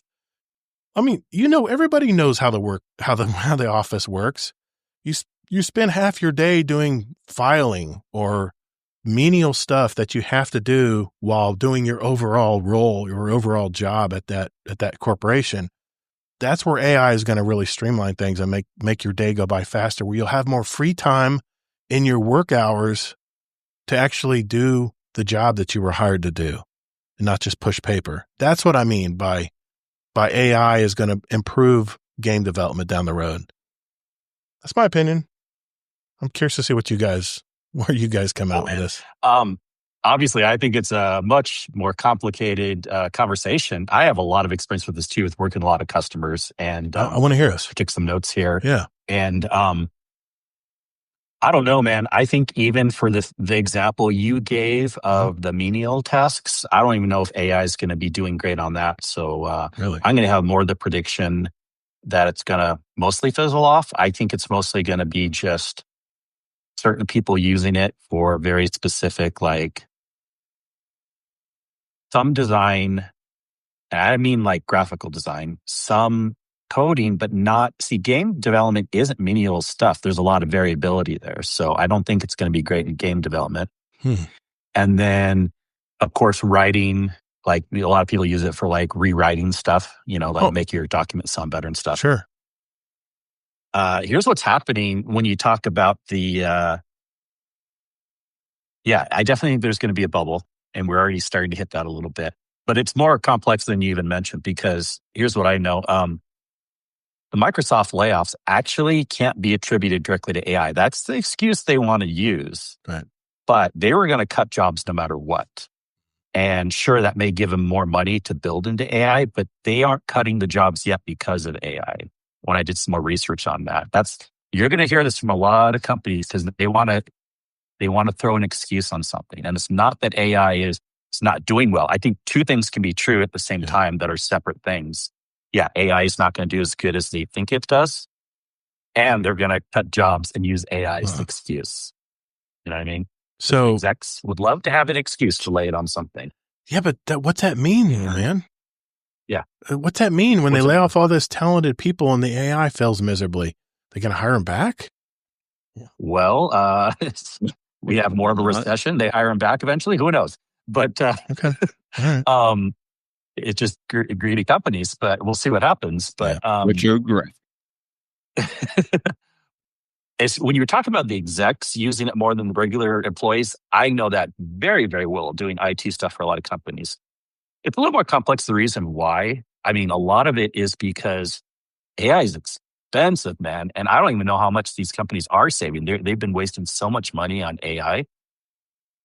Only the execs can afford it first. They don't want to push it down to all the employees. I can't tell you how many customers I have to let's buy the AI license and Copilot only for the execs. But no, we can't push it down to the normal employees yet because it's really expensive. Wow. That's one reason. Okay. Or another reason why execs use it more than regular employees is because, let's say it was a company that did push it down to the normal employees. Well, then yes, your example in the article is perfect sense, because the employees don't want to use it because they feel like they're digging their own grave, right? They feel like, and that part's definitely true potentially. And then, so you got to find a way to show your value, no matter if you're using AI or not, and then show that to your managers and the people above you, because if you can still show your value, it doesn't matter what's happening. Even if like a department gets laid off, but you were doing really cool things and always having side conversations with your boss, you could be like, hey, sink me in somewhere else. It's possible. You could still have your job. So that's that. And then let me see if I had any other notes. Microsoft layoffs, not entirely from AI. Execs using it more, that's why. And what AI will do. We're definitely going to be hitting the bubble here. It's so true that it's being overused. And I think we will know within the next 1 to 5 years, and maybe as fast as 1 year, we'll kind of see where it settles down to and how AI is going to be used. And I gave some of the examples that I think it'll be used in, but we'll have some job losses because they'll want to blame it on that. Some other people will actually get fired because of legit reasons of AI replacing them. But then I think the market will correct and things will get better. I'm not so convinced it's the best thing in gaming studios for much anything. I think AI has its place more in scientific research, creating design, writing documents, things like that. It's better almost for lawyers than game studios. So, yeah. That's crazy. Yeah, it makes sense because the executives don't want to spend it on. And I would think also, Kingsley, that the executives do more clerical type work, in their job. Versus you have a more precise job, more if you drain it down to the employee level. I have a feeling you have more specialized skills that the AI would have to learn. And it is good for that admin work or like writing up documents. Deadpool confirms it too. The higher ups at his company use AI for everything. Right. They want to, why not? The executives, they're going to push on themselves first because they have the money and they know their jobs are safe because they're the top people in the company. Right. So why not? They're going to use AI for writing their documents even better. And looking all high and mighty to the other execs and things like that. So of course they're going to use it and say it's cool, but the smart execs, I think, are starting to barely realize, hopefully today, that it's not where the world is going as much as everyone thinks it is. That's good. That's good insight. I'm glad you had some notes on that because I was curious where you guys landed on all this AI stuff. I know I talked about AI podcasting last time in the last roundtable episode where they're going to produce like 5,000 episodes a day, like just regurgitate these podcasts, these audio podcasts, which is just sounds nuts to me. But what do you think? What do you think, Zombie? What do you think about all this AI stuff, man? I think it's not as far along as most people are giving it credit. I mean, obviously it's messing up code. I don't know how hard that is. I'm wondering if the employees are throwing a monkey wrench in there or to if make it do they're that. intentionally do it. I don't know. Yeah. But I mean, like for admin work, I can see, but being like creative, like visuals and, storylines even, I don't think it's that far yet. You're still going to need people to do people jobs, basically like Kingsley was saying, You almost need, maybe it's because I don't work with it. I don't know. Yeah. So, we in the pest management industry, even if AI tries to replace like 5 jobs, you almost need at least 3 or 4 jobs to make the AI work better. So are you really gaining anything? You know what I mean?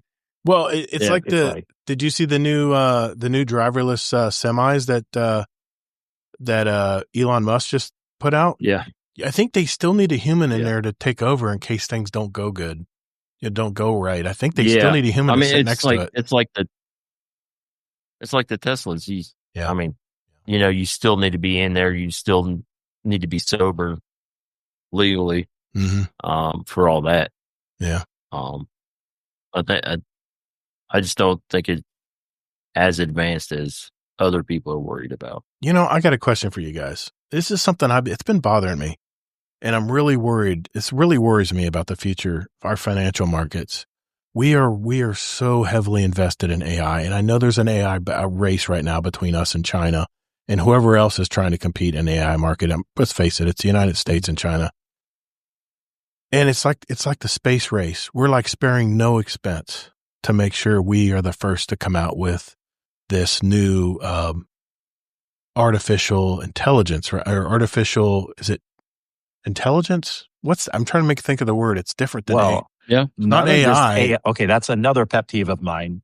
No one's creating actual AI right now. They're just creating LLM. Yeah. They're not doing AGI, which is artificial general intelligence. Yes. That's something. That's the movies. That's the scarce movie stuff. But maybe someone's working on that, but like that's not what all this is. Yeah. That's actually being used in companies. But here's my question. It's not like robots working around like being smart. Exactly. Telling the humans what to do. I'll talk about that in a sec. But we are so heavily invested. Our stock market is so heavily invested.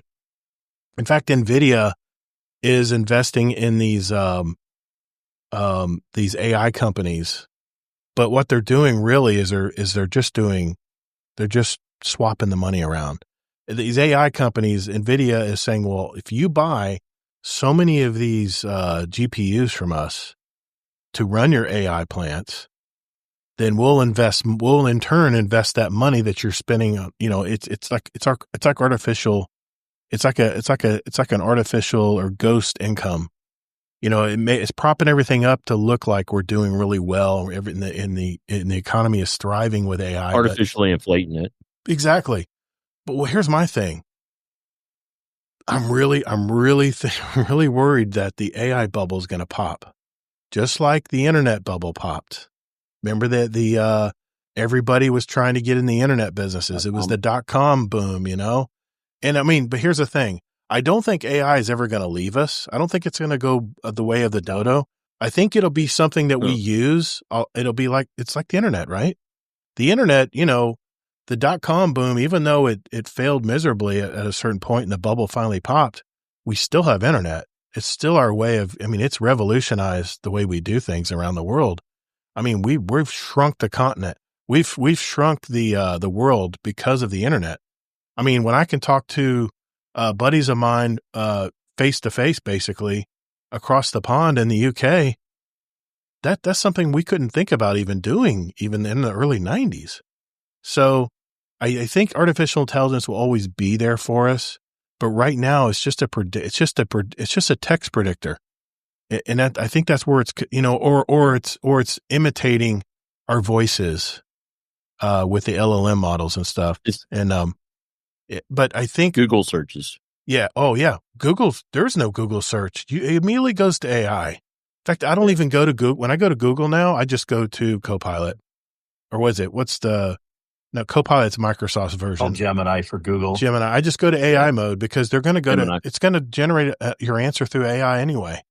So if anything, search has even been affected by AI, and maybe that's the way it'll be down the road. But the thing about AI is that it's not always perfect. And I talked about this a couple shows ago. When AI actually puts out something that's false, but then someone produces an article based on that false answer, AI will loop back around and pile on, and actually, because someone published that record, will actually enhance that that's definitely the answer now. So it can create a loop of misinformation really quickly, and that's going to flop. That's going to burn a lot of people. But my biggest fear is that the AI bubble, when it pops, is really going to kill our stock market because we have so much investment. If you remember when I talked about the state of the gaming industry during COVID, it was all about games. It was all about putting all this money, all this investment into these gaming studios, and they've kind of left. It's not the hot thing anymore. Now they've moved over to AI, and I'm just wondering what's going to happen when all these, and the PE ratios of all these companies that are doing AI right now just remind me of the .com times when you had PE ratios that were just so out of whack, man. They just didn't even make sense. You should never be putting money in the stock market on what the hottest thing is today. Then you've already lost out on the boat. I mean, Warren Buffett said a long time ago, when all my friends tell me put the stocks in this one, it's already too late. You should be doing something else. I'm still. Yeah. So like, I mean, NVIDIA is now the world's most valuable company. It reached $5 trillion, the first company to reach $5 trillion, like what you were saying. You know, I think it's still going to go up some. So sure, put some money in right now, but like, you should be selling it soon, just in case. I'm not saying, so a lot of stock people will be like, no, that's stupid if you're going to do micro things. But when you're talking about like long-term, it's going to, who knows how much, I don't care if the stock market crashes. I'm just going to be shaking my head over here like kind of knew it would happen somewhat. Well, so people, if you invest in stocks, just don't do it all in AI. You know what I have? I've invested in, and this isn't from the COVID years. I've invested into gaming developer indexes. It's basically different gaming companies out there that is built into an index, and an index where you. And how's it doing? They dipped a little. Obviously, like I mentioned, when the investors started moving on to AI, but I think in the long term, I think the gaming industry is just getting started. I think once we hit that barrier where the next big graphic jump comes, I think when the next big graphic breakthrough comes, and it's just nearly freaking if it's literally photorealistic, we get the next generation of processors and games out there that look like real life, almost like real life simulations. That's when gaming is real. These industries are really going to take off. So I'm in it for the long haul. I'm not in it for the short sale. But no, I was just worried. That was just a question I had, that once this bubble pops, I'm really concerned that it's really going to hit a lot of investors hard. But hey, that's what they do, man. They always invest in the latest, greatest. That's their fault for absolutely investing in that. I know.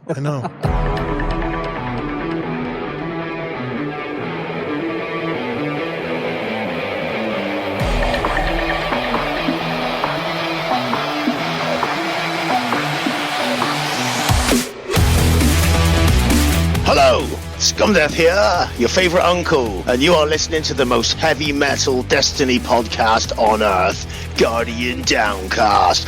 Guardian Downcast! Yow! Speaking of AI, another hilarious story I have for you guys tonight. Let me pull this one up. This is from Futurism. This is by Victor Tangelman. Amazon reveals smart glasses that effectively turn its delivery drivers into cyborg drones. Can't talk tonight. Amazon is spending copious amounts of money looking for ways to automate labor currently done by human workers. The company is hoping to replace more than 500,000 jobs with robots by 2033. As the New York Times reported this week, the company is currently the United States' second largest employer behind Walmart. And in the meantime, it's looking to make human workers it's stuck with, I love that, with as machine-like as possible. Just look at the company's efforts to enhance its delivery drivers' productivity with new smart glasses that can scan packages and provide turn-by-turn directions on the road. Whether the goal is to make the lives of the already overworked drivers easier or to squeeze every last drop out of them by turning them into dystopian cyborg drones that record their every move is up to debate. In either case, it's unlike anything we've seen in the workplace previously, meaning a lot could be riding on the success or failure of the experiment. The smart glasses, which Reuters first got wind of in November, were officially released this week. The chunky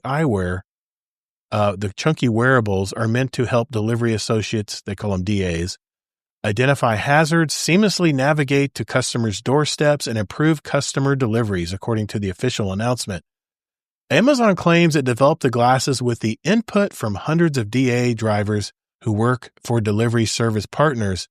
If there are hazards or a need to navigate complex environments like apartment buildings, the glasses will guide the drivers safely to their destination, the company wrote. Instead of relying on accompanying smartphone for a number of crunching, as in the case with similar offerings from likes of Meta, Amazon's glasses come with a vest that contains a battery and a camera trigger button, because they always got their smartphone out, taking a picture of that they dropped the package on your porch.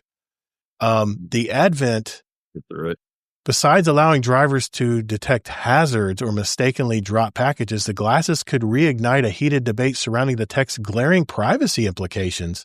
The advent of camera-equipped smart glasses has raised concern among privacy advocates as they allow anybody to easily record everything and everyone around them with or without consent.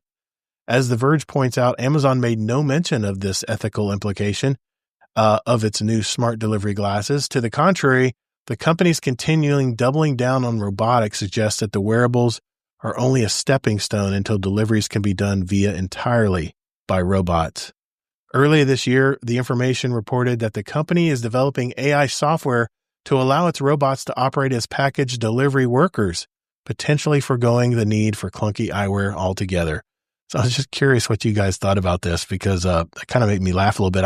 The first thing I'm thinking about is how many of these smart glasses are going to be accidentally dropped out the side door and run over by the delivery trucks. You know what I'm saying? Yep. These big bulky glasses that they got to wear that follow them everywhere they go. What do you guys think? Going to be a First impression is pile of them about a mile down the road. It's not robotics for the humans to wear smart glasses until the actual robots are delivering. But anyways, this is very interesting because of all, and again, none of this stuff I call AI. I just call it advancements in technology, but I guess someone wants to call it AI. But anyways, I have two thoughts. Mm-hmm. I think this is a much smarter idea at first glance than anything that's been done with AI so far, because it does make sense. There's so many benefits that can happen.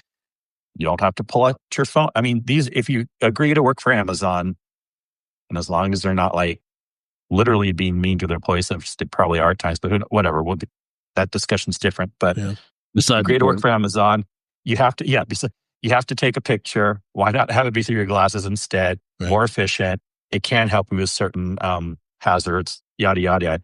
This seems very, very smart to me, actually. Now, privacy, I can see concerns with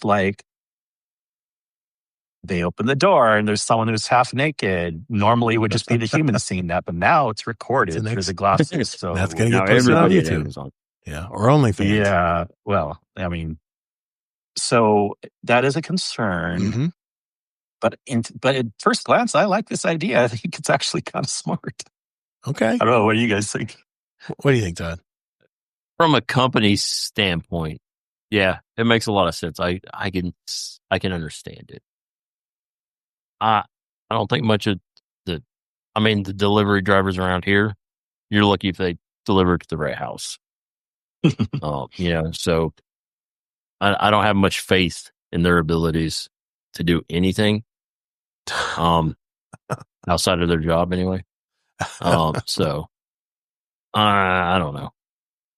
I think clickbait title. Alec says, if you're answering the door half naked, you are wanting to be seen. Hey, that's a good point. Wear a towel. I mean, that is true. Wear a towel. That is true. Not but wrong. Still, the bigger issue of privacy. And I'm a proponent of privacy. This is so hard because I like it both ways. And I'm a little bit more on the side of I think this is a cool idea. So I don't know. But I think just on the technical side of it and logistical, it's a way better idea than what everyone's trying to do with AI and the other things in companies right now. Because at least I think you can see more proven, realistic results right away versus this AI for coding and design and everything, and who knows how well it's going to work. I'm just wondering when we're going to have to start wearing these, Zombie, when we're servicing accounts. Yeah. Well, I mean, it's kind of like body cams for cops. Yes, it is. That could be good because, and then that's one thing you got to worry about, man. I mean, I don't know about you, but I always ring the doorbell and knock on the door because I don't want to be shot. I live in Florida. Yep. I don't want to sneak around someone's back porch, treating their house, and all of a sudden there's a gun in my face and I'm dead before I can even say, wait. So maybe that's a good protector, I guess.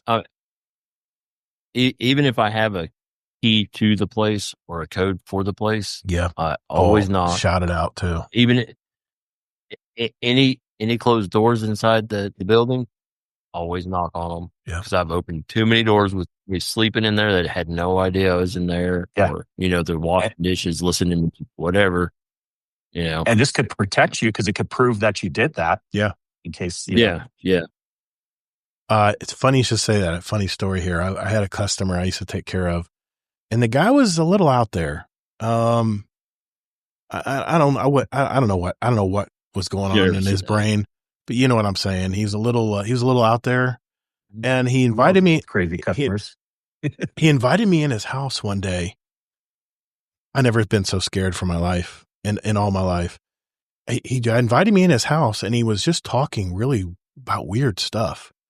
And then somehow the topic of guns in the house came up. He reaches under his sofa, pulls out a .44 Magnum. I mean, it's a big ass gun, man. And says, "Yeah, man, I got this thing." He's waving it around. I'm like, "Fuck, he could just shoot me right now, and I'd be dead, and no one would even know. No one would even know. Even if I got my phone on me, how am I going to reach for it when I'm dead? .44 Magnum. That's a hell of a gun, dude." And he starts showing he's got these guns hidden all over the place, and I'm like, dude, I don't care what kind of pest problem he was having. I'm like, damn, I got to go. And I shot out that door. You know what? I never returned to that account. I knew if I one day he was going to accidentally shoot the gun or something while waving it around and shoot me in the chest or something with it, I'd be, what I'm saying.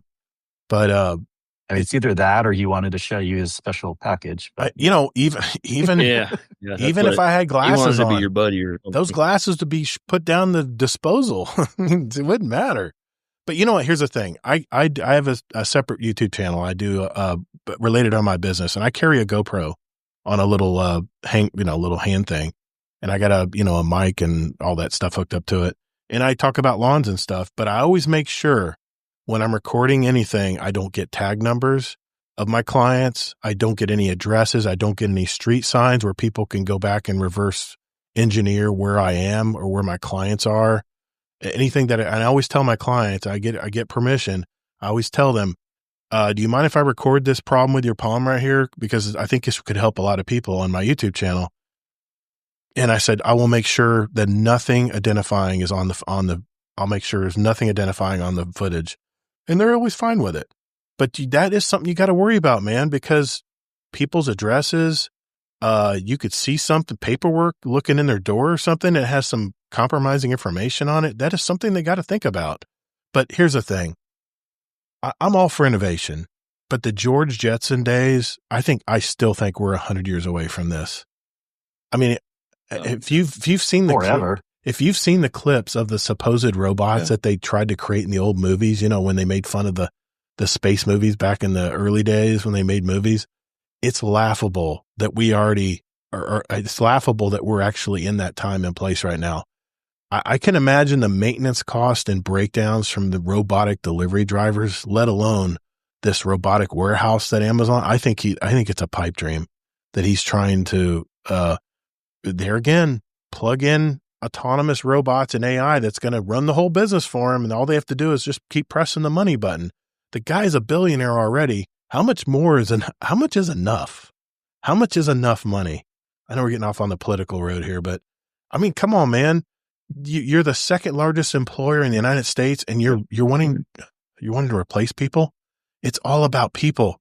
It doesn't matter what business you're in. It's all about the face-to-face interaction. When a robot starts showing up to your driveway and somehow can open the door and leave the package on the porch or whatever, and For the robot to come in. I'm going to show him my 44 Magnum. Start. Hey, are you guys bulletproof? I'm just curious. Are you guys bulletproof? Let's find out. Hey, if it's a hot robot, I can imagine all of the YouTube video spoofs that all the young ones would set out to just bugging this robot all day. They follow his damn truck all through the neighborhood, you know. I could just see the videos popping out. I don't think we're there yet, guys, is what I'm saying. I think AI, since we're talking about AI here, I don't think we're there yet, guys. I mean, I love that I can look up something and within seconds, it's looked up all these websites for me and it gives me this information based on the website. That saves me a lot of time. But I would always double check and check it with another source, whether it's another search from another search engine or whatever. But there's been a lot of instances. You should do that anyways, even before Gemini came out, even then, because they had put sponsor results at the top and a lot of people would miss that sponsored word. And so it's always good to check a few results just in case to kind of confirm, are you getting conflicting information or the same information each time? And then that can really help. And there's all this investment in AI companies right now, but none of them has shown any profit. That's what worries me about the future of AI. I really think that there will be a bubble and it will pop. And I think it'll be very similar to the .com boom. I really do. So I thought that was a funny story. I thought you guys would get a kick out of that because it was funny. I saw that story. But funny. I says, man, that's just crazy, man. Making anyway. I actually think the glasses is a good idea, but I just know people, man. People lose their earbuds. They lose all kinds of things. I could imagine the cost overruns just being a fortune on those glasses. And those glasses aren't cheap yet, you know, the Meta glasses and all that stuff. I don't think it's scalable yet. Like iPads for tracking delivery stuff may not be cheap either. And those could also break, but it really just depends if they think it's worth it or not. Yeah. Mm-hmm. Yeah. I just see these stories and I'm like, you know, guys, we're not there yet. We're really not there yet. I'm not worried. You know, I agree that there is going to be some kind of a bubble. I don't know if it's going to be dramatic, like we're all in recession, but there will be a bubble. And the question is, how many people are going to actually lose their jobs because of this overinflated idea that AI is going to take over and run everything and press the money button without any human interaction? That's just not, it's delusional. It really is. Anyway.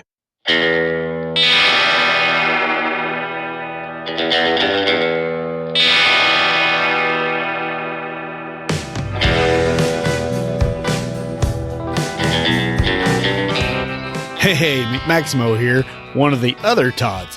You're listening to the Guardian Downcast, home of the coolest Discord group on the frickin' planet. Word.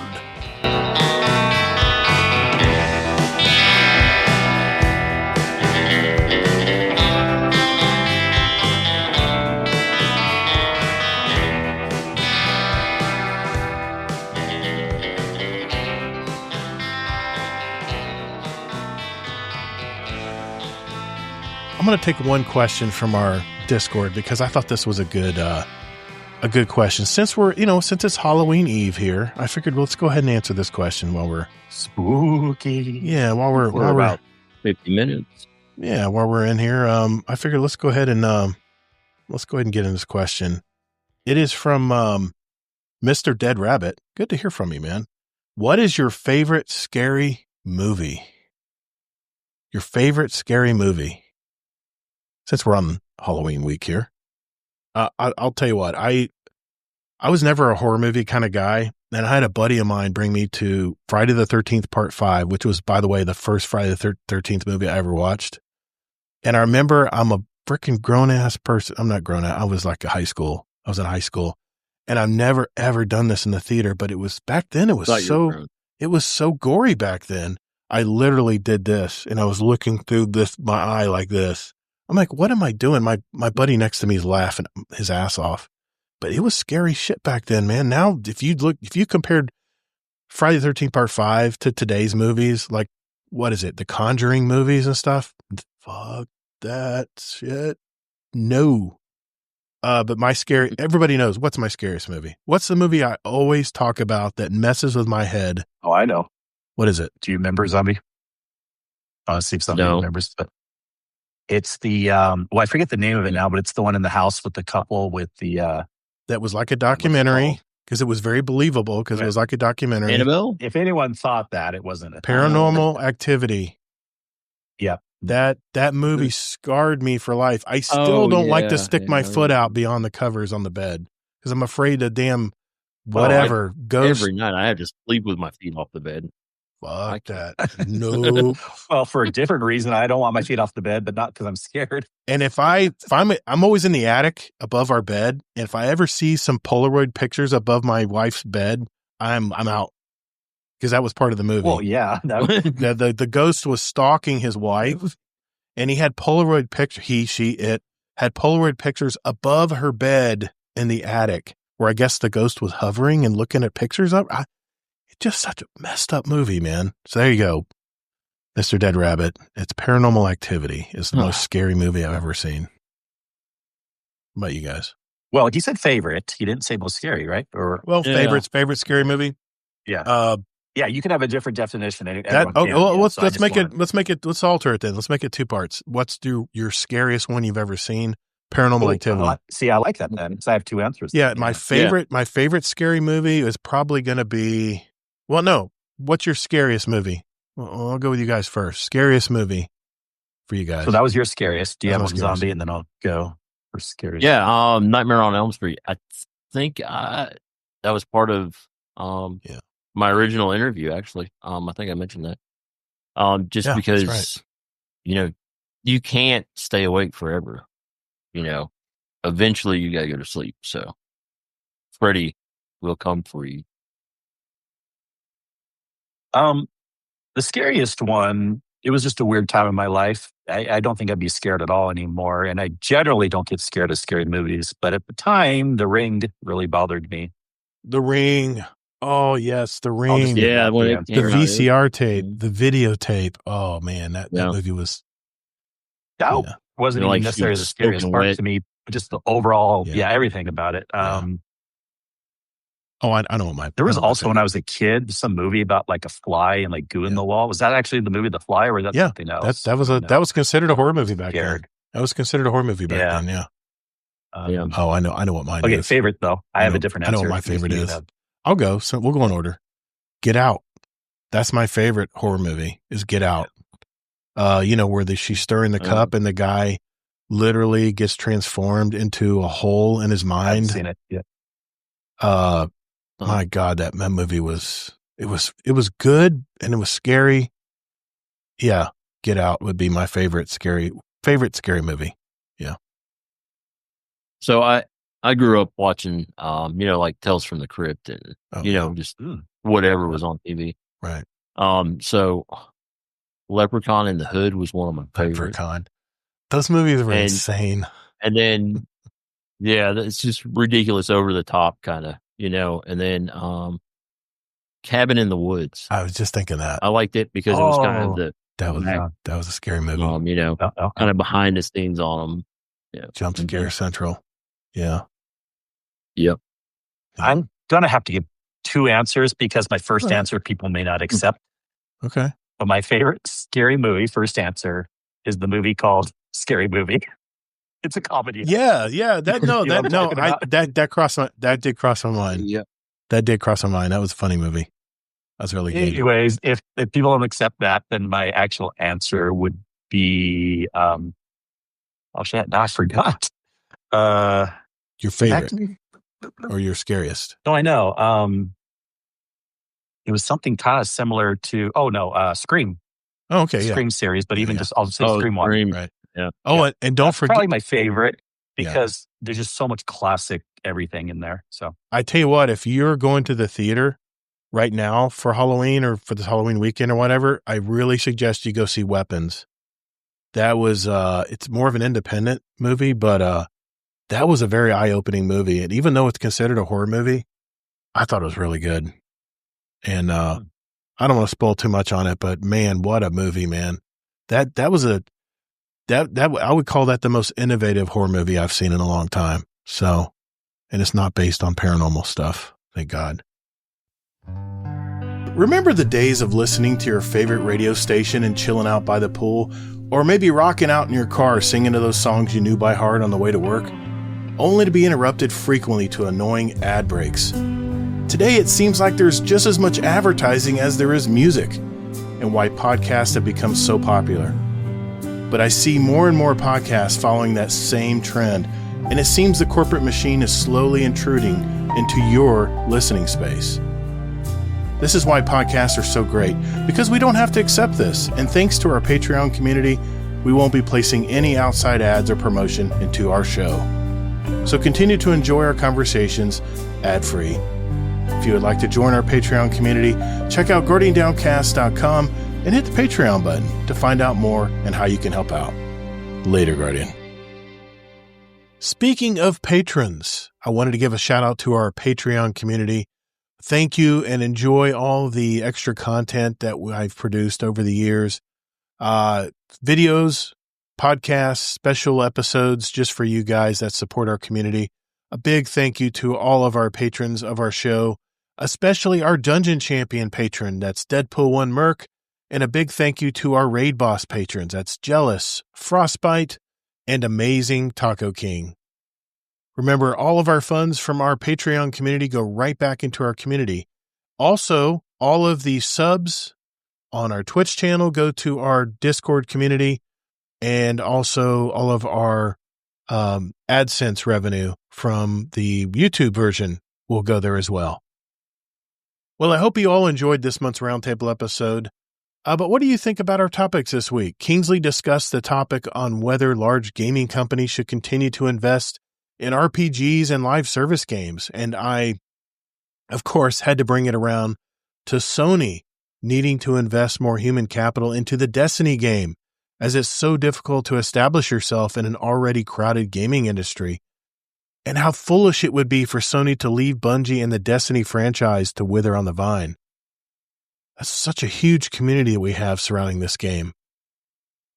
Z0mb1eP0ps mentioned how gaming hardware and peripherals like controllers and mouse and keyboard, is it pay to win? As there are probably very succinct advantages to using gaming monitors and powerful computers and the latest gen consoles versus using older hardware. I talked about how EA is trying to integrate all aspects of its gaming studio into generative AI. In fact, the CEO said it was the core to their business, which was scary. It's too early, guys. But being that they have put this generative AI into use, it's backfired terribly. They're putting out bad code and even worse, employee morale, being that they're training their AI counterparts to replace their jobs. I also touched on a new innovation that Amazon was experimenting with, its delivery drivers, with these augmented reality glasses, saying that it's supposed to help them be safer, but is it really? Or is it more of a control to keep an eye on their delivery drivers as it records everything it sees? And again, how these big corporations are leaning way too hard on artificial intelligence to completely run their businesses. That's what we all thought on these topics, but I'm curious what you guys think. So join the community at discord.gg/GuardianDowncast and give us some feedback in the GDC feedback channel. Remember to say hi and also introduce yourself while you're there. You can also go to GuardianDowncast.com. Hey, before you go, I wanted to reiterate to check out my brand new podcast, 50 Years Experience Required. It's on all the podcast apps out there and that you normally use. In a nutshell, it's more personal stories and experiences that I've had, and the topics range wildly. I'll talk about relationships in one episode, money in another, how I run my business in yet another. It's all over the place, but it gives you varied topics about personal experiences in my life and how they could help you guys. And they're all very short episodes, less than 30 minutes, or basically the amount it takes you to shower, shave, and get ready to go to work every day. I got a brand new episode releasing very soon, so I hope you guys can check it with that. It's 50yearsexperiencerequired.com or 50yearspod.com. Either of those will take you right to the website where you can start hearing some of these episodes. Remember, that's 50 Years Experience Required. Next week, Kingsley and I will return with another live episode. We'll be live on my YouTube and Twitch. That's ToddtheGatr, ToddtheGatr, and also in our live stage channel of our Discord server. So we'll be streaming live to all three platforms simultaneously. So I really hope you can join us. We had a lot of good turnout this week. I love seeing everyone in there listening and interacting with us live in the chat. It's why I do the live shows. I love interacting in real time. And shout out to Uncle Scumdeath. He made a rare appearance tonight. Thank you, brother. It's good to see you, man. Well, that's a wrap. Another episode in our collection for our new listeners out there. We have 327 other episodes with interviews from gamers all over our community. We're talking Destiny, or like this week with our Roundtable episodes. So take a look at those, especially if you're just finding out about us. And if you like what you hear, hit that share button. Tell a friend about us. You can also send them to guardiandowncast.com. Special thanks to my host, Kingsleymac. Thank you to Z0mb1eP0ps for filling in tonight and participating in our Roundtable episodes. We do these every month. So if you're a part of our community and you want to be on a Roundtable episode, just DM me in the Discord and we'll talk about it. Remember, as you're playing Edge of Fate, take breaks, get outside and touch grass. Stanley A. Gregory, welcome to the community. Hey everyone, remember, we're Guardian Downcast, your stories, your community, and your destiny. And please be good to your fellow Guardians in the Destinyverse. Guardians are measured by their ability to come back from defeat. So stand. Fight! Thank you all so very much for listening. And later, Guardian.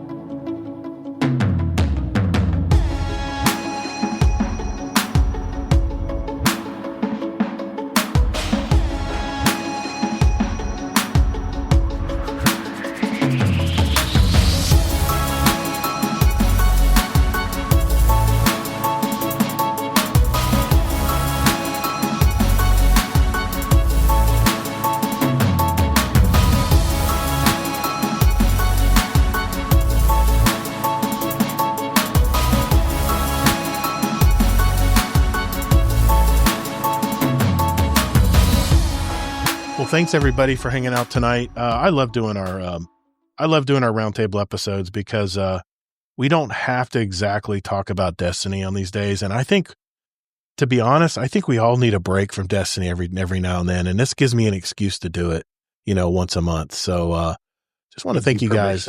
Yeah, thank you guys for hanging out with us tonight and letting us talk about something that somewhat is off Destiny topic. And yeah, just thanks for hanging out tonight. Zombie, where can people reach you, man? If they want to game with you or whatever. The Discord. Yeah. Discord's the best way. And Mr. Kingsleymac?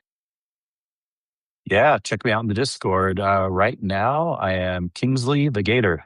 That's right. You'll find me as Kingsley in the Discords. Ron a Gator kick, yeah. That's right. Everybody's doing it. Every now and then it happens where everybody changes their name to the GATR. Hey, if you look for Kingsley, you'll find me. Yeah, I'm sure you guys are anybody who's listening right now. It's ToddtheGatr, ToddtheGatr is my Twitch and YouTube channel where we actually put out a live show right now.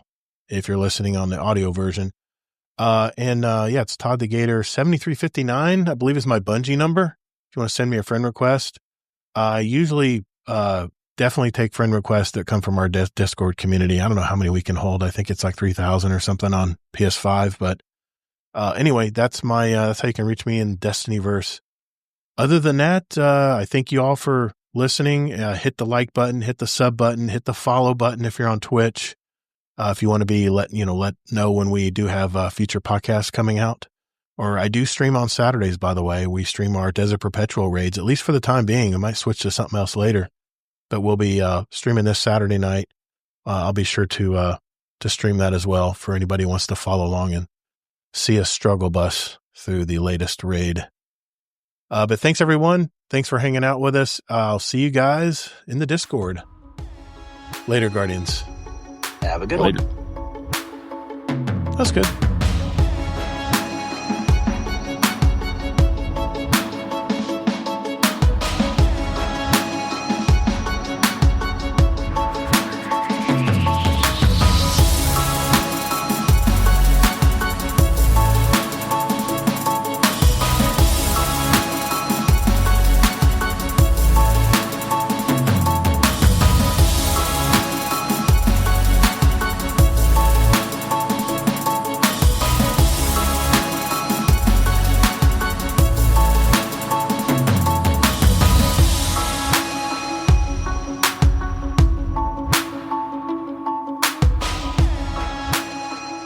I'm a farmer, man. I love to farm stuff.